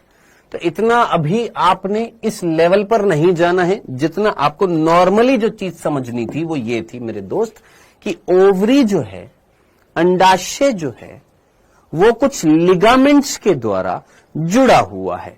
किससे जुड़ा हुआ है सर? गर्भाशय की दीवार से जुड़ा हुआ है और शरीर की दीवार से जुड़ा हुआ है। शरीर के कौन से भाग की दीवार से? श्रोणी भाग की दीवार से जुड़ा हुआ है। इतनी सी बात आपने याद रखनी है। मेरी बात पर विश्वास ना हो तो आप एनसीईआरटी को जो भी मानना है वो मानकर आप पढ़ सकते हैं, आराम से पढ़ सकते हैं। सिंपल तरीके से यहां पर चीज लिखी हुई थी जिसमें कोई कंफ्यूजन नहीं होना चाहिए था। क्या कि अंडाशय जो होता है, अंडाशय जो होता है, कहां पर लिखा हुआ है? ओवेरियन लिगामेंट, लिगामेंट, लिगामेंट, स्नायु लिखा हुआ है। अभी ये हम पढ़ेंगे। श्रोणी भित्ति लिखा हुआ है तथा गर्भाशय से लिखा हुआ है। क्या लिखा हुआ है? कि ये जो प्रत्येक अंडाशय जो होता है वो श्रोणी की भित्ति, यानी श्रोणी भित्ति मीन्स हमारा जो शरीर की जो भित्ति है, शरीर की बॉडी की जो वॉल है, हमारा जो पेल्विस रीजन है उसकी जो वॉल है उससे, तथा गर्भाशय से किससे जुड़ा हुआ है सर? स्नायु यानी लिगामेंट द्वारा जुड़ा होता है। इतनी सी बात मैंने आपको बताई है, बस इतनी सी बात, इतनी सी बात सुननी थी, समझनी थी, जो यहां पर मैंने आपको बताई है। क्या अंडाशय? भैया हमने सीधी सी बात बोली कि भैया अंडाशय जो है एक जोड़ी होते, सफेद रंग के होते, बादाम आकृति के होते, उधर गुहा में होते के निचले भाग में होता है, उधर गुहा के निचले भाग में होते हैं, यानी बिल्कुल श्रोणी के पास में होते हैं।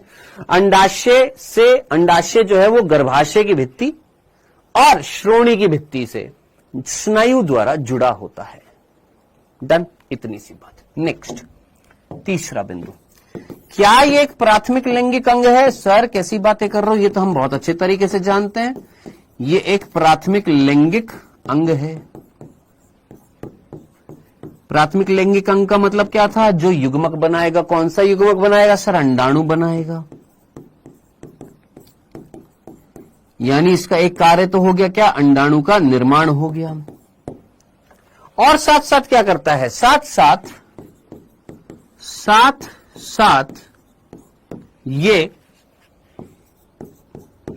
स्टेरॉइडल हार्मोन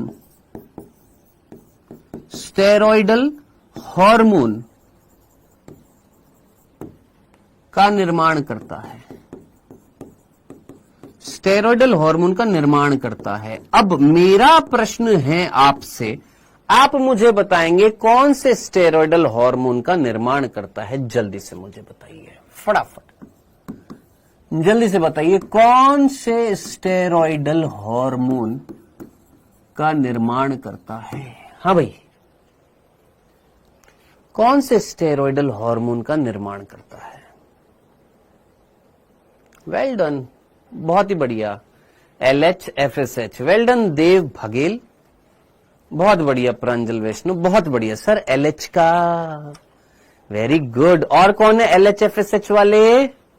हाँ, सारा, प्रांजल, विपिन रावत, उपेंद्र सिंह, सचिन कुमार।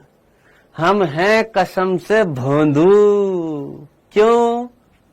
जिनके नाम मैंने लिए हैं, भोंदू हैं हम, भोंदू। क्यों?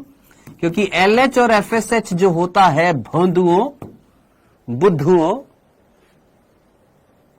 मेरे अंदर भी निकलता है LH FSH। और कहां से निकल रहा है? यहां से निकल रहा है, यहां से, पीयूष ग्रंथि से। हम बात कर रहे हैं मादा के अंदर अंडाशय। मेरे अंदर अंडाशय है, मेरे अंदर ओवरी है। पीयूष ग्रंथि से निकलता है LH FSH। बुद्धुओं,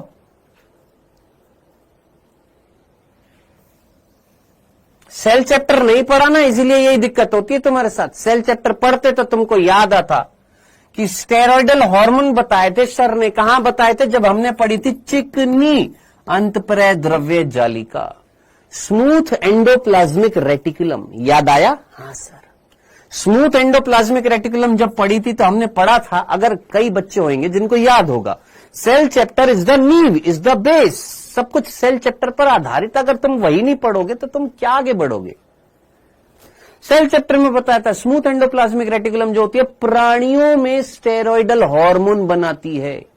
और जिन्होंने सेल चैप्टर नहीं पढ़ा, प्रभु सेल चैप्टर चल रहा आरंभ 2 में, प्लीज उसको पढ़ लेना।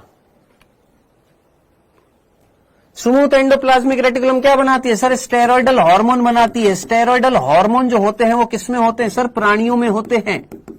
और प्राणियों में उदाहरण कैसे बताया था? एक ट्रिक बताई थी कैसे याद करने के लिए, कारपेट।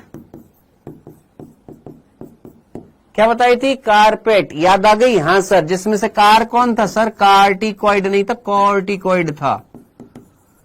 याद आया? पी कौन था सर? प्रोजेस्टेरॉन था।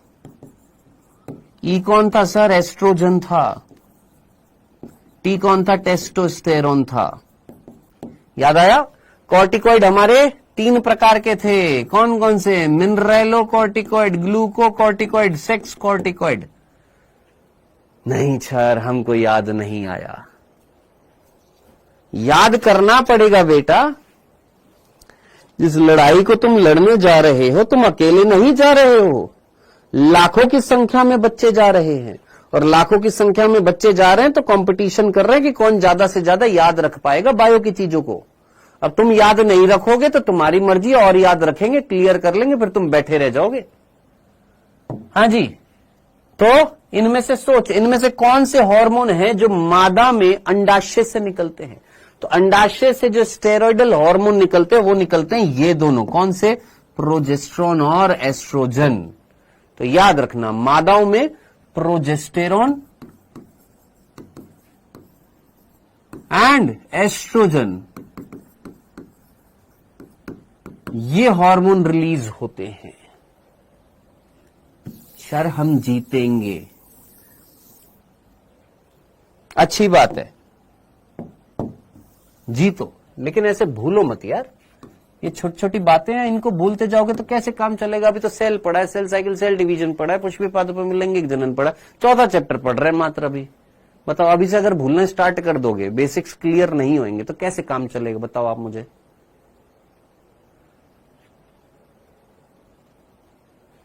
सर अभी आपने बोला कि ओवरी स्टेरॉइडल हार्मोन रिलीज करती है, लेकिन अब आप बोल रहे कि SER रिलीज करता है। हाय मोरी माँ, अरे मर जाऊं मनोज जी, कहां जाऊं यार। मम्मी, सर अभी आपने बोला, अरे कहां गया, उड़ा दिया मैंने। सर अभी आपने बोला कि स्टेरॉइडल हार्मोन जो है वो ओवरी रिलीज करती है, फिर आपने बोला SER रिलीज करता है। सर हम जाएं तो कहां जाएं? कहां जाएं हम?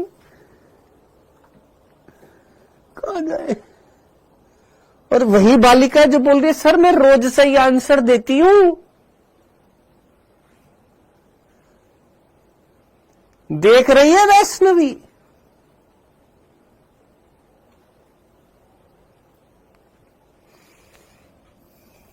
बेटा ओवरी जो है वो एक संरचना है, उस ओवरी के अंदर सेल मिलेंगी, उन सेल को मैंने देखा जिसके अंदर न्यूक्लियस था और चिकनी अंतःपरय द्रव्य जालिका जो थी उसकी मात्रा ज्यादा थी। वैष्णवी समझ में आया? वैष्णवी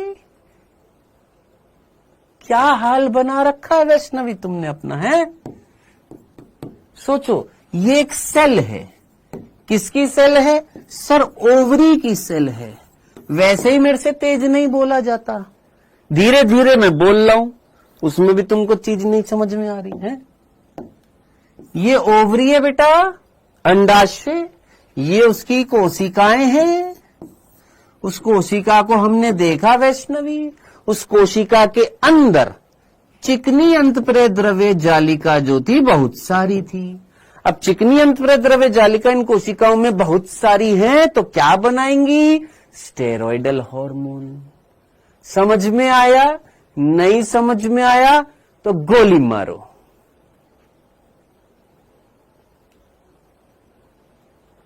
चलो सर रो मत, हमको अच्छा नहीं लगता। हे भगवान। चलो जी, यहां तक की बात समझ में आ गई है। अब जिनको आ गई अच्छी बात है, जिनको नहीं आई है अब क्या ही समझाऊं बेटा तुमको। अब चलो, तो यहां तक की बात समझ में आ गई होगी। हमने कितने बिंदु देख लिए भैया? 4 बिंदु हो चुके हैं। एक जोड़ी सफेद रंग के बादाम आकृति के उदर गुहा के निचले भाग में होता है। अंडाशय जो है गर्भाशय की भित्ति, श्रोणी की भित्ति से जुड़ा होता है स्नायु के द्वारा। प्राथमिक लैंगिक अंग होता है जो अंडाणु का निर्माण भी करता है, साथ साथ स्टेरॉइडल हार्मोन का निर्माण करता है। कौन से स्टेरॉइडल हार्मोन का निर्माण करता है वो हमने चौथे बिंदु में लिख दिया है कि भैया यहां पर जो स्टेरॉइडल हार्मोन बनता है, एबीसी लिखा है, डी लिखा है, 1 2 3 4 लिखा है। हाँ जी, कौन से स्टेरॉइडल हार्मोन बनाता है? सर प्रोजेस्टेरोन और एस्ट्रोजन, ये स्टेरॉइडल हार्मोन होते हैं जो यहां पर बनते हैं। ठीक है जी, चलें आगे, आगे बढ़े, आगे बढ़ते हैं। 5वां बिंदु। अब ये जो अंडाशय जो होता है, अगर इसकी संरचना देखें, अगर हम इसकी स्ट्रक्चर देखें, इसकी अगर हम स्ट्रक्चर देखते हैं ये ओवरी की, तो ये किससे कवर्ड होती है? किससे बनी हुई है? एक उपकला से, एक पतली उपकला से, एक थिन एपिथेलियम से। एक पतली सी उपकला है, ये एक पतली सी उपकला होती है जिसको हम जर्म उपकला कहते हैं। वैसे तो क्या नाम होता है इसका? जर्मिनल एपिथेलियम होता है, जर्म उपकला होती है। और अंदर की तरफ क्या होता है? एक फ्लूइड होता है। अंदर जो फ्लूइड जो होता है उसको हम बोलते हैं स्ट्रोमा। अंदर जो फ्लूइड होता है उसको हम क्या बोलते हैं? स्ट्रोमा बोलते हैं, नॉर्मली पीठिका बोलते हैं, स्ट्रोमा या पीठिका। अब ये जो स्ट्रोमा जो किनारे पर होता है उसको हम बोलते हैं वल्कुट। जो परिधि की तरफ होता है उसको हम बोलते हैं वल्कुट, और जो केंद्र में होता है उसको हम बोलते हैं मध्यांश।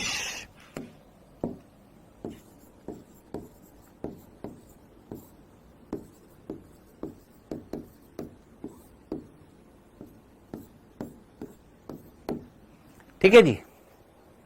हाँ जी, वैष्णवी बेटा मजाक नहीं बना रहे हैं, ठीक है, जस्ट आपको समझाने की कोशिश कर रहे हैं कि थोड़ा सा आपको ब्रेन को यूज में लेना पड़ेगा। आप सभी को जो जो इस तरीके की क्वेश्चंस पूछ रहे हैं, क्वेश्चंस पूछिए, मना थोड़ी ना है क्वेश्चन पूछने के लिए, क्वेश्चंस पूछिए, बट इसको यूज में लेकर, है ना, ऐसे नहीं कि सर एससीआर ज्यादा था, अभी आप कह रहे हो कि वो ओवरी से निकल रहे। तो बेटा ओवरी एक स्ट्रक्चर है, एक ग्लैंड है, एक ग्रंथि है जिसके अंदर कोशिकाएं होंगी और उन कोशिकाओं में चिकनी अंतःप्रद्रव्य जालिका ज्यादा होगी। ठीक है, चले।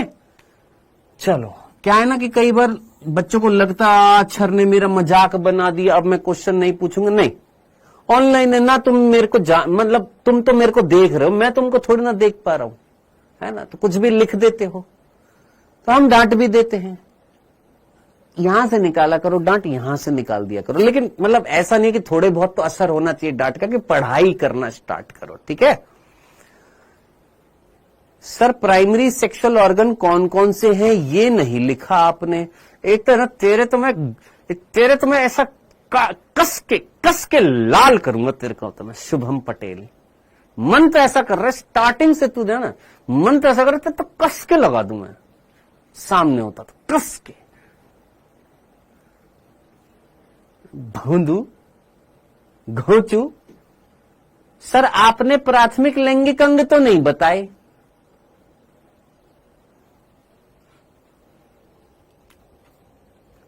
हाँ जी, इतनी सी बात समझ में आ गई इस संरचना में, क्या कि ये जो होती है, ये जो अंडाशय जो होता है, ये जर्म, पतली जर्म उपकला से घिरी होती है, पतली जर्म उपकला से घिरी होती है।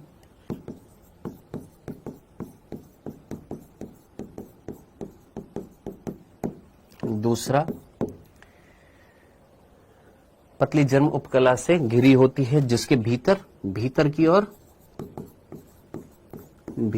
ओर सर ये वर्ड कहीं और भी सुना था, स्ट्रोमा कहां पर सुना था, याद करो, कहीं ना कहीं लवक के अंदर आया था, लवक में, हाँ जी। मीजोवेरियम क्या है नहीं पता हमको। भीतर की ओर कहां पर, अंदर की ओर,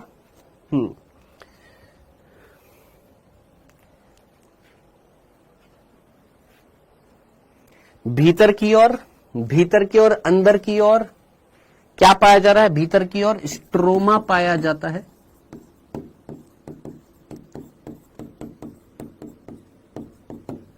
परिधीय स्ट्रोमा को क्या कहा जाता है सर, वल्कुट। और केंद्रीय स्ट्रोमा जो होता है, केंद्रीय स्ट्रोमा को क्या कहते हैं, मध्यांश। अंग्रेजी में क्या बोलते हैं, कॉर्टेक्स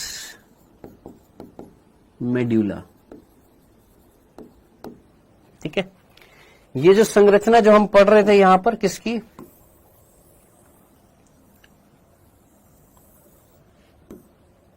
ये जो संरचना जो हम देख रहे हैं किसकी, ओवरी की। इस संरचना में एक और बिंदु आपने याद रखना है, इसकी लंबाई। इसकी लंबाई जो होती है कितनी होती है, 2 से 4 सेंटीमीटर होती है। कितनी होती है, 2 से 4 सेंटीमीटर होती है। ठीक है, इतने से बिंदु याद रखने किसमें आपको, अंडाशय में। ठीक है, एक बार जरा एनसीईआरटी को रीड आउट कर लेते जो अभी तक हमने पढ़ा है, मात्र थोड़ी सी चीजें पढ़ी हैं, देखिएगा। स्त्री जनन तंत्र, स्त्री जनन तंत्र के अंतर्गत क्या आ रही है सर, एक जोड़ी अंडाशय यानी ओवरी के साथ साथ एक जोड़ा अंडवाहिनी। अंडवाहिनी को हम अंग्रेजी में ओविडक्ट या डिंबवाहिनी या फैलोपियन नलिका बोलते हैं।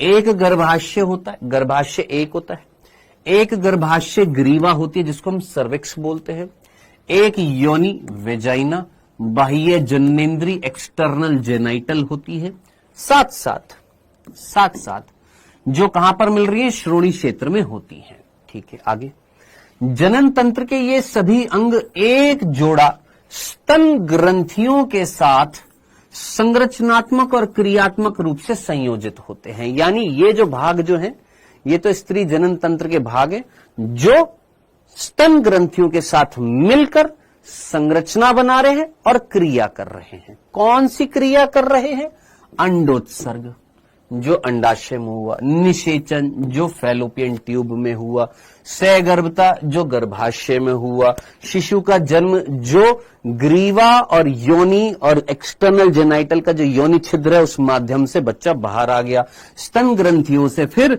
उस शिशु की देखभाल हुई, कैसे, उसको दुग्ध पान कराया या स्तन पान कराया तो उस शिशु की देखभाल हुई है। तो ये सारी चीज हम लोग पढ़ चुके थे, 2 पॉइंट्स बनाकर इस तरीके से हमने पढ़ा था। डन, क्लियर है, चलें आगे बढ़ते हैं। नेक्स्ट ये भी संरचना देखेंगे। अंडाशय, सबसे पहले किसकी बात करिए, अंडाशय की। अंडाशय स्त्री के प्राथमिक लैंगिक अंग है। हाँ जी, प्राथमिक लैंगिक अंग क्यों बोला, क्योंकि अंडाणु बना रहे हैं जो स्त्री युग्मक अंडाणु ओवम का निर्माण करते हैं और कई स्टेरॉइडल हार्मोन यानी अंडाशय हार्मोन उत्पन्न करते हैं। कौन से करते हैं, याद रखने थे, कौन से, प्रोजेस्टेरॉन और एस्ट्रोजन। ये स्टेरॉइडल हार्मोन है जो 2 याद रखने हैं। ठीक है, कई में 2 याद रखने, स्टेरॉइडल हार्मोन याद रखने हैं।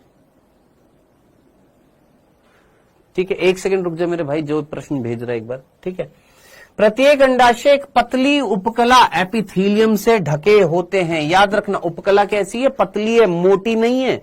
जो उपकला है एपिथीलियम, जो जर्म उपकला जिसको हम बोल रहे हैं, वो एक पतली कला है, पतली लेयर है। ठीक है, जो कि अंडाशय पीठिका यानी अंडाशय के अंदर जो पीठिका है जिसको हम स्ट्रोमा बोल रहे हैं उससे जुड़ी होती है। ठीक है जी, यह पीठिका 2 क्षेत्रों में बटी होती है। एक है परिधीय क्षेत्र जिसका नाम है वल्कुट यानी कॉर्टेक्स, पेरिफेरल का मतलब क्या होता है? परिधि को इंग्लिश में बोलते हैं पेरिफ्री। तो पेरिफेरल मींस पेरिफ्री यानी परिधि पर मिलने वाला वल्कुट यानी कॉर्टेक्स। और आंतरिक यानी अंदर की तरफ कौन मिल रहा है? मध्यांश, जिसको हमने बोला है मेड्यूला। यानी ये जो चीज जो यहां पर लिखी हुई थी, इसी चीज को हमने यू का यू पॉइंट टू पॉइंट बनाकर यहां पर सारा का सारा यहां पर लिखा है, बस और कुछ नहीं था। पहला बिंदु, दूसरा बिंदु, दूसरे बिंदु के साथ ये वाला बिंदु, ये हमारा पहला जो पैराग्राफ था एनसीईआरटी का, वो सारा कवर कर गया। फिर उसके बाद हमने अंडाशय में ये पहला, दूसरा, तीसरा और ये चौथा, ये पांचवा, ये बिंदु जो लिखे हैं, ये उस पूरे पैराग्राफ को कवर कर गए हैं। ठीक है। अब जो बालक बोल रहे हैं सर स्टेरॉयडल हार्मोन क्या होता है, उन सभी से हाथ जोड़कर विनती है, प्लीज तुम पहले सेल चैप्टर कवर करो। तुम नहीं तो बीच बीच में ऐसे फुदक फुदक कर आओगे। वैसे भी बारिश का मौसम बहुत ज्यादा हो रहा है। प्लीज आपसे अनुरोध है सेल चैप्टर पढ़ो, क्योंकि बीच बीच में अगर आप पूछोगे तो फिर मेरा पढ़ाने का कोई रोल नहीं रहा स्टार्टिंग के चैप्टर पढ़ाने का। अगर आप चैप्टर ही नहीं पढ़ोगे और चैप्टर पढ़ने के बाद याद नहीं रखोगे, फिर बीच बीच में आओगे और पूछोगे सर स्टेरॉयडल हार्मोन क्या होता है, तो मैं बार बार याद करवाऊंगा, फिर वो चीज करवाऊंगा, तो उसका कोई रोल नहीं रहेगा। बाकी एक बार बता देता हूं, स्टेरॉयडल हार्मोन वो हार्मोन होते हैं जो कोलेस्ट्रॉल से बनते हैं। कोलेस्ट्रॉल एक प्रकार का लिपिड था और लिपिड बनाने का काम चिकनी अंतःप्रेरक द्रव्य जालिका करती थी, ये बताया था। हाँ जी, चले सर मीजोवेरियम क्या है? बेटा मीजोवेरियम, अमन पटेल, वही डबल मेम्ब्रेन थी, वो जो ब्रॉड लिगामेंट जो होता है, जो मैं बताना नहीं चाह रहा हूं, कोई रोल नहीं है, फिर वापस से बार बार वही चीज पूछे जा रहा है, एक ही चीज। ब्रॉड लिगामेंट जो होता है ओवरी के ऊपर एक डबल लेयर बना देता है, जिसको हम मीजोवेरियम बोलते हैं। ठीक है, डन। चलिए जी, ये है अंडाशय। बस अंडाशय में मात्र ये 5 बिंदु याद रखने, इससे बाहर कुछ नहीं आने वाला अंडाशय का, जो अभी तक हमने पढ़ा है। ठीक है, चलिए आगे बढ़ते हैं। नेक्स्ट, इसके बाद अंडाशय के बाद अगला टॉपिक जो आता है वो आता है फैलोपियन ट्यूब। नेक्स्ट जो आएगा वो क्या आएगा? फैलोपियन ट्यूब यानी डिंब वाहिनी। आइएगा, पहला बिंदु। हाँ जी, फैलोपियन ट्यूब या डिंब वाहिनी या अंड वाहिनी, क्या बोल दीजिए, चाहे इसको अंड वाहिनी बोलो, चाहे डिंब वाहिनी बोलो, चाहे ओविडक्ट बोलो, चाहे फैलोपियन ट्यूब बोलो। ठीक है जी, इस तरीके से कई सारे नाम हैं। ठीक है, अंड वाहिनी, डिंब वाहिनी, ओविडक्ट है, फैलोपियन ट्यूब है, कई सारे नाम है, फैलोपियन नलिका भी है। ठीक है जी, आगे बढ़ते हैं। ओवेरियन फिम्बरी से एडेड होती है या पेल्विक वॉल से? ओवरी फिम्बरी से एडेड होती है? फिम्बरी से एडेड नहीं होती, फिम्बरी तो इस तरीके से लगी होती है पकड़ने के लिए, ऐसे चिपकी हुई नहीं होती है। ओवरी, अगर ये ओवरी है मेरे दोस्त, ये डायग्राम में तेरे को दिखाने की कोशिश करी है, ये अगर ओवरी है तो ये ओवरी डायरेक्टली किससे अटैच है? लिगामेंट से। वो लिगामेंट जिसको किससे अटैच कर रहे हैं? पेल्विक वॉल से और यूट्रस के लिगामेंट से। इसके चारों तरफ इस तरीके से झालर जैसी या उंगली नुमा संरचना है जो कैच करेंगी, पकड़ेंगी, जो यहां से क्या निकलेगा? अंडाणु निकलेगा। सर अलग अलग नाम क्यों रखा गया, एक ही नाम होना चाहिए? देखो कुछ कुछ जगहों पर अंड जो होता है, जिसको हम अंड वाहिनी क्यों बोला? क्योंकि यहां पर इसके अंदर कौन आएगा सर? अंडा आएगा, जिसको हम अंडाणु भी बोलते हैं या जिसको हम डिंब भी बोलते हैं। तो याद रखना, डिंब जो होता है, डिंब ये क्या होता है? अंडाणु का ही दूसरा नाम होता है ओवम का। अंग्रेजी में सीधा सिंपल एक ही नाम याद रखो, ओवम, खत्म, खल्लास। चल आइए, सो हम यहां पर बात कर रहे हैं अंड वाहिनी, डिंब वाहिनी। ये अंड वाहिनी, डिंब वाहिनी जो होती है, ये किसको लेकर जाती है? सीधी सी बात है बेटा, इतनी तो बात समझ में आ गई है कि इसके अंदर जो है कौन आएगा, वो अभी हम देख लेते हैं। आइए, ये जो अंड वाहिनी, डिंब वाहिनी जो है, इसके कितने भाग होते हैं जनाब? इसके टोटल यहां पर 3 भाग होते हैं। कितने भाग होते हैं? 3 या 4 भाग बोल दीजिए, वैसे मैं 3 भाग बोलूंगा। एक जो भाग जो है उसका प्रोजेक्शन, उसका प्रवर्धन होता है। टोटल कितने भाग होते हैं? 3 भाग होते हैं। पहला जो है वो है कीपक। यही कीपक अंडाशय की तरफ, मनोज जी क्या है यार, ये चलाता क्यों नहीं है ये? कीपक जो अंडाशय की तरफ, अंडाशय की ओर उंगली नुमा संरचना बनाता है।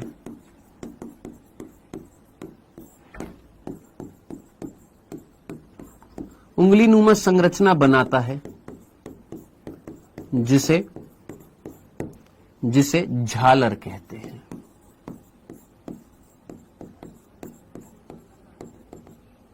क्या बोलते हैं? झालर बोलते हैं, फिम्बरी बोलते हैं। दूसरा जो होता है उसका नाम होता है एम्पुला यानी तुम्बिका, जिसको हम क्या बोलते हैं? एम्पुला बोलते हैं, जो याद रखना सबसे बड़ा भाग होता है, सबसे बड़ा भाग होता है और जहां निषेचन होता है।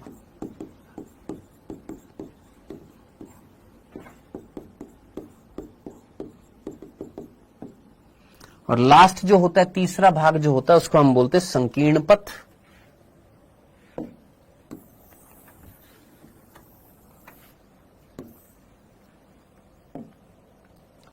अगले पेज पर लिख देता हूं, ए बी और सी। तीसरा जो भाग है वो कौन है? संकीर्ण पथ, जिसको हम इस्थमस कह रहे हैं। इनका नाम क्या है? तुम्बिका को हम क्या बोलते हैं? एम्पुला। कीपक को हम बोलते हैं इनफंडिब्यूलम।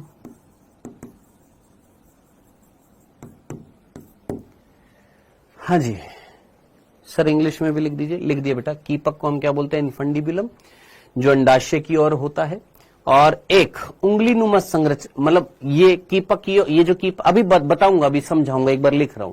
कीपक जो अंडाशय की और उंगली नुमा संरचना बनाता है, जिसे हम क्या बोलते हैं? झालर बोलते हैं। झालर को अंग्रेजी में क्या बोलते हैं? फिम्बरी कहते हैं। तुम्बिका जिसको एम्पुला बोलते हैं, ये सबसे बड़ा भाग होता है जहां निषेचन होता है। और तीसरा होता है संकीर्ण पथ। याद रखना, संकीर्ण पथ वो भाग होता है जिसका ल्यूमन जो होता है, या जिसकी अवकाशिका जो होती है, जिसके अंदर अवकाश, जिसके अंदर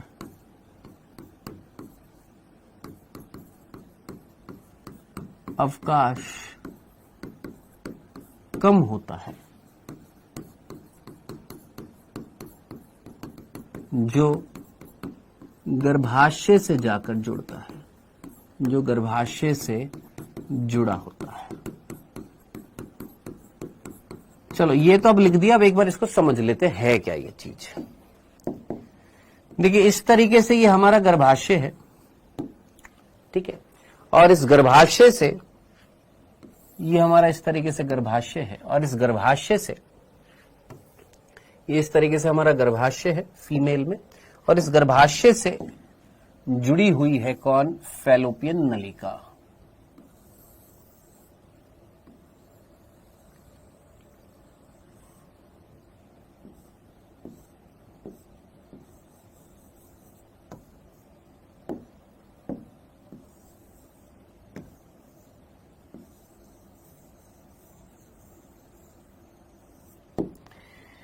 ठीक है, तो जस्ट मीनिंग समझना था। इस तरीके से टोटल कितने भाग है मेरे भाई? यहां पर टोटल 3 भाग है।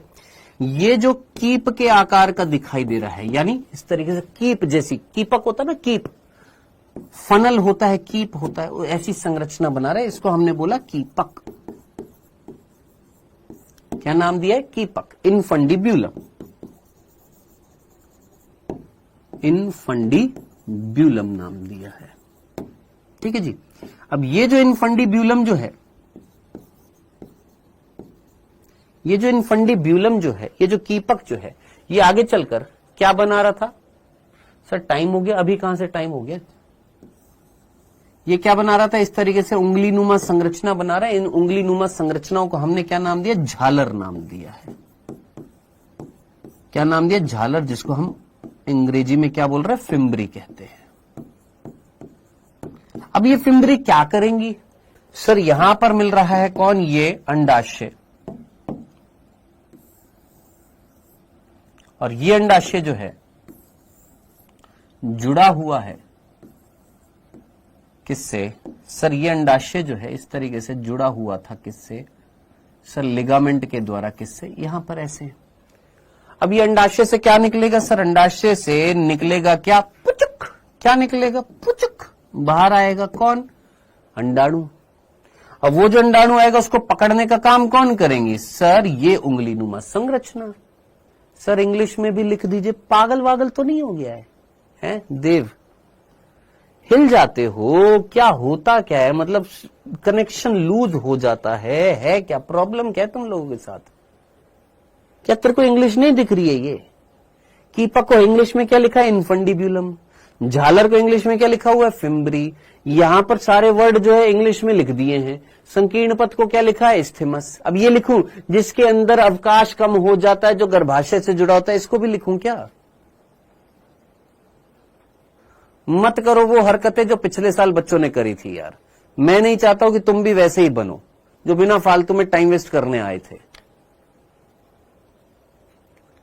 हाँ जी, चलो।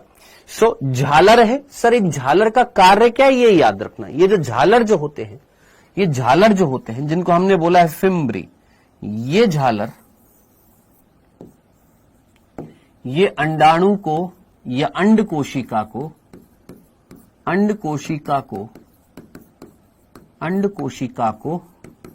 पकड़ने का कार्य करते हैं।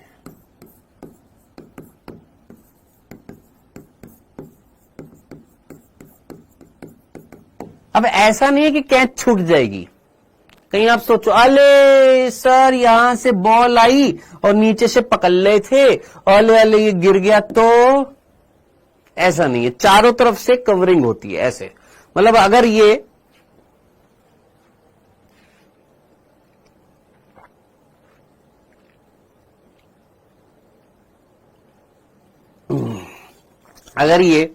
अंडाशय है और यहां से ये अंडाशय है, यहां से निकलेगा अंडाणु, तो ये इस तरीके से चारों तरफ से इस तरीके से कवरिंग है कि ऐसे नहीं कहीं और कैच गिर जाएगी। ठीक है, समझ में आ गई बात? चलें आगे। ठीक है, आगे बढ़ते हैं। अब इधर देखिएगा, ये कीपक समझ में आ गया, झालर का कार्य समझ में आ गया, अंडाशय की तरफ कौन है? फैलोपियन नलिका के ये वाला भाग। अब इधर देखिएगा, यहां से लेकर यहां तक ये पूरा डिक ये पूरा का पूरा भाग क्या कहला रहा है सर? तुम्बिका यानी एम्पुला। इसी को हम क्या बोलते हैं? तुम्बिका कहते हैं, एम्पुला कहते हैं।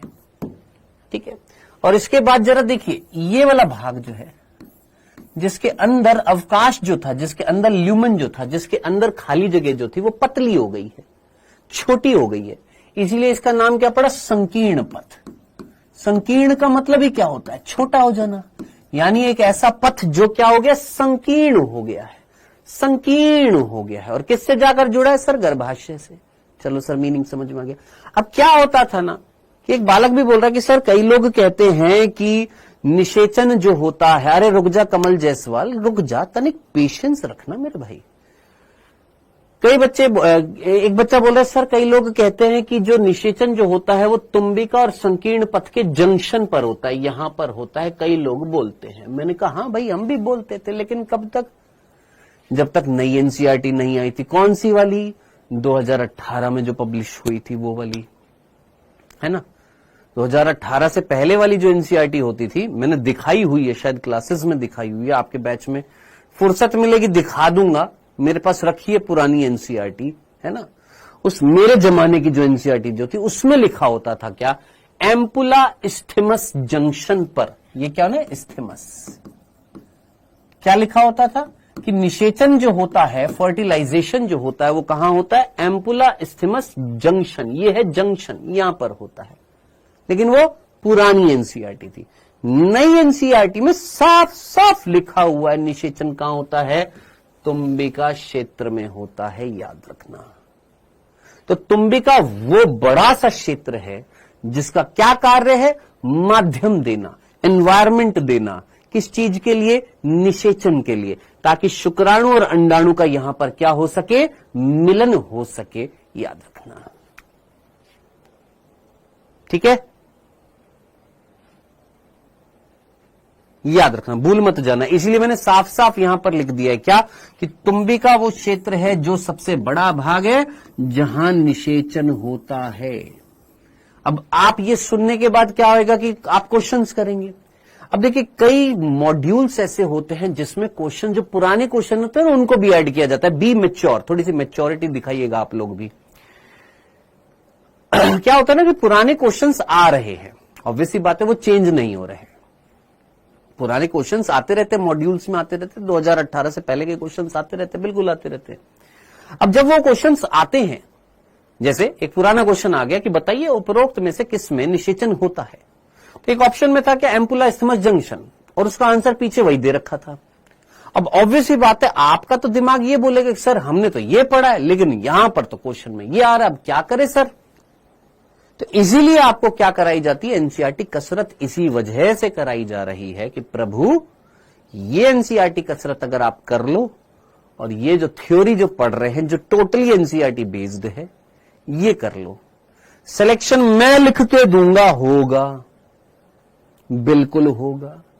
लेकिन बात यह ना कि जो मैं पढ़ा रहा हूं वो याद भी तो होना चाहिए। अगर तुम भूल जाओ कि SER प्राणियों में क्या कर रहा था, स्टेरॉइडल हार्मोन बना रहा था, कौन से बना, अगर वो तुम भूल जाओ तो मैं कैसे लिख के दूं कि सिलेक्शन होगा?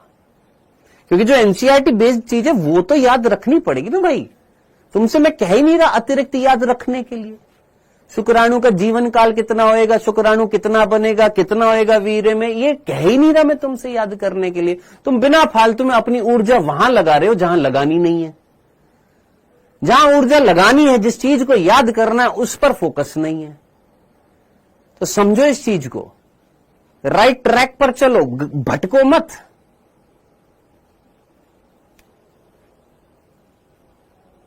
ठीक है? तो 3 भाग होते हैं। कीपक होता है जो अंडाशय की ओर, उंगली अंडाशय की ओर होता है, उंगली नुमा संरचना बनाता है जिसे झालर बोलते हैं, जो अंड कोशिका को पकड़ने का कार्य करता है। जो अंड कोशिका जो कहां से निकलती है? अंडाशय से निकलती है। तुम्बिका सबसे बड़ा भाग होता है जहां निषेचन होता है, याद रखना। इस्थमस संकीर्ण भाग होता है, पतला भाग होता है, छोटा हो जाता है, और किससे जाके जुड़ता है? गर्भाशय से जाकर जुड़ता है। खत्म खल्ला। इतनी सी बात पढ़नी है किसमें? फैलोपियन नलिका में। अब प्रश्न क्या आएगा? सर ये तो फैलोपियन नलिका में हमने इतनी सी बात पढ़ ली, अब क्या प्रश्न आएगा? प्रश्न आएगा कि इसकी लंबाई कितनी होती है, और ये प्रश्न पूछा गया है। तीसरा बिंदु बहुत सीधा सीधा, अगर फैलोपियन नलिका की लंबाई पूछे तो सीधा सीधा बताना भैया, लंबाई जो होती है वो 10 से 12 सेंटीमीटर की होती है। बताओ अंडाशय की लंबाई कितनी थी, याद है?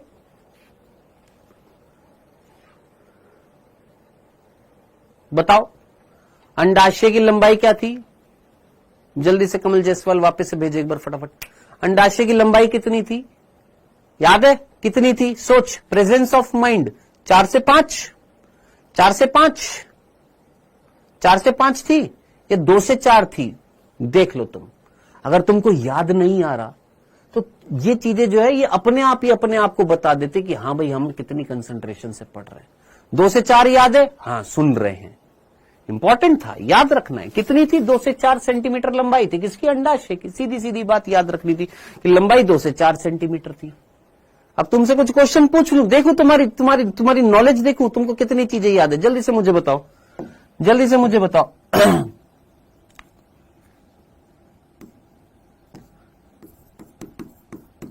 हरित लवक की चौड़ाई कितनी थी? बताओ, कितने बच्चों को याद है? सर एक साइड के फैलोपियन ट्यूब की लंबाई होती है, हाँ बेटा, एक साइड की 10 से 12 सेंटीमीटर, दूसरी वाली की भी 10 से 12 के बीच में होती है। हाँ भाई बताओ, हरित लवक की चौड़ाई कितनी थी?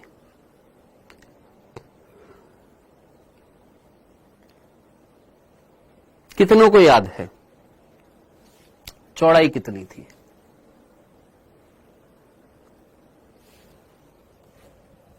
सोचो सोचो सोचो, आंसर दो। मैं इतने एक बच्चे का जवाब दे देता हूं,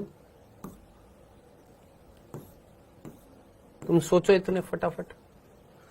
निम्नलिखित में से कौन सा कथन सही है? परागकण की भारी कठोर आवरण अंत्यचोल होती है, बीजाणु जन ऊतक अगुणित होते हैं, एंडोथीशियम लघु बीजाणु उत्पन्न करती है, टैपिटम विकसित हो रहे परागकणों को पोषण प्रदान करती है। मैं कौन सा था मेरे ये? कौन है ये? कमल जायसवाल। फिर से क्या पूछा था? इनमें से कौन सा कथन सही है? परागकण की भारी कठोर आवरण अंत्यचोल होती है, नहीं। बाह्य चोल होती है, गलत। बीजाणु जन ऊतक अगुणित होता है, नहीं जनाब, द्विगुणित होता है, गलत। एंडोथीशियम लघु बीजाणु उत्पन्न करती है, नहीं जनाब, लघु बीजाणु जो है बीजाणु जन ऊतक पैदा करता है। टैपिटम विकसित हो रहे परागकणों को पोषण प्रदान करती है। अब मुझे बता, क्या मैं तेरे चांटा लगाऊं? इतनी देर से तो लगातार स्पैम किए जा रहा था। सही पूछा है, टैपिटम विकसित हो रहे परागकणों को पोषण प्रदान कर रही थी, लिखी हुई है एनसीईआरटी की लाइन, पढ़ा था ये हमने।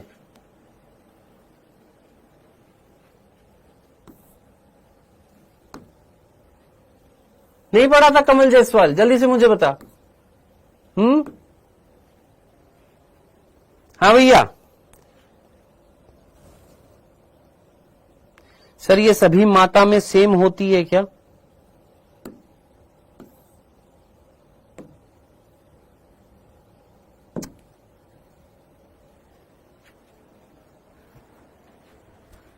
सभी माता में सेम होती है?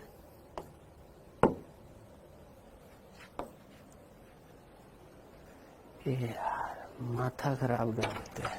अरे यार कोई है क्या इधर? हेलो राहुल,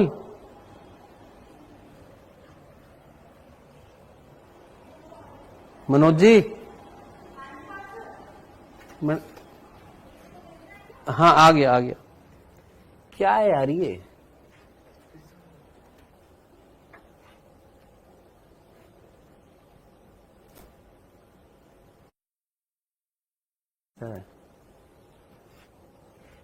क्या है ये? कहां चला गया अभी ये?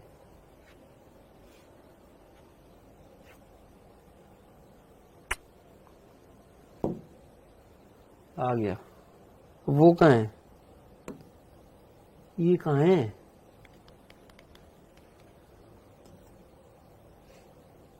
नोट कहाँ है वो?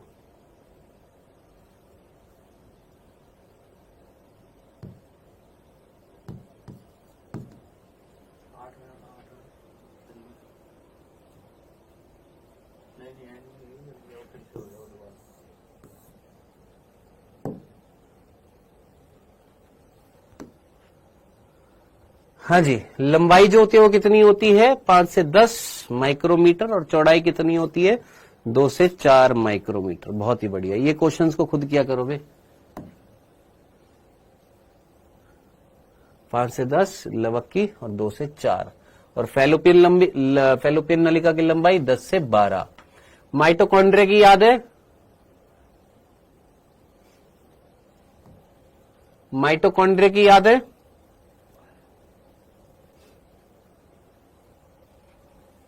माइटोकॉन्ड्रिया की याद है? माइटोकॉन्ड्रिया की, वेल डन। 1 से 4.1, 0.1 से 4 नहीं थी यूरोलॉजिस्ट रिंकू, 1 से 4.1 थी। चौड़ाई कितनी थी? 0.2 से 1 माइक्रोमीटर थी। औसतन कितनी थी? 0.5 माइक्रोमीटर थी। कहां लिखूं बताओ मैं अब?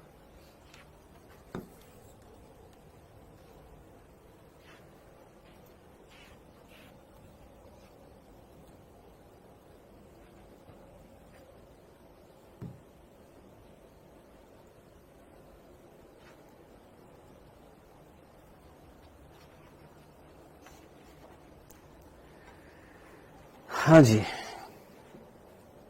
आज इतना ही करेंगे। इसके बाद जो है एक बार ये चल जाए, पता नहीं क्या बदतमीजी हुई पड़ी है ये।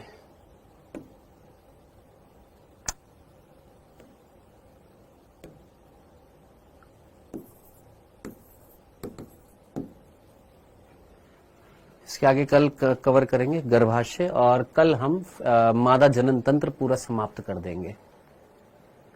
कल जो है मादा जनन तंत्र पूरा का पूरा समाप्त कर देंगे, खत्म कर देंगे, ठीक है। पता नहीं बेटा क्या प्रॉब्लम है इसमें, समझ नहीं आ रहा। ये आईटी वाले भैया है ना, ज्यादा एक्सपेरिमेंट करते रहते हैं यहाँ पर। इसमें तो नहीं है, डेस्कटॉप 2 में। अरे भाई तुम क्या एक्सपेरिमेंट करते रहते हो यार। ये देखियो, ये डेस्कटॉप 1 में नोट 5 कहाँ ही है, जो चल रहा था वो सारा कहाँ गया। बंद कर देना आवाज।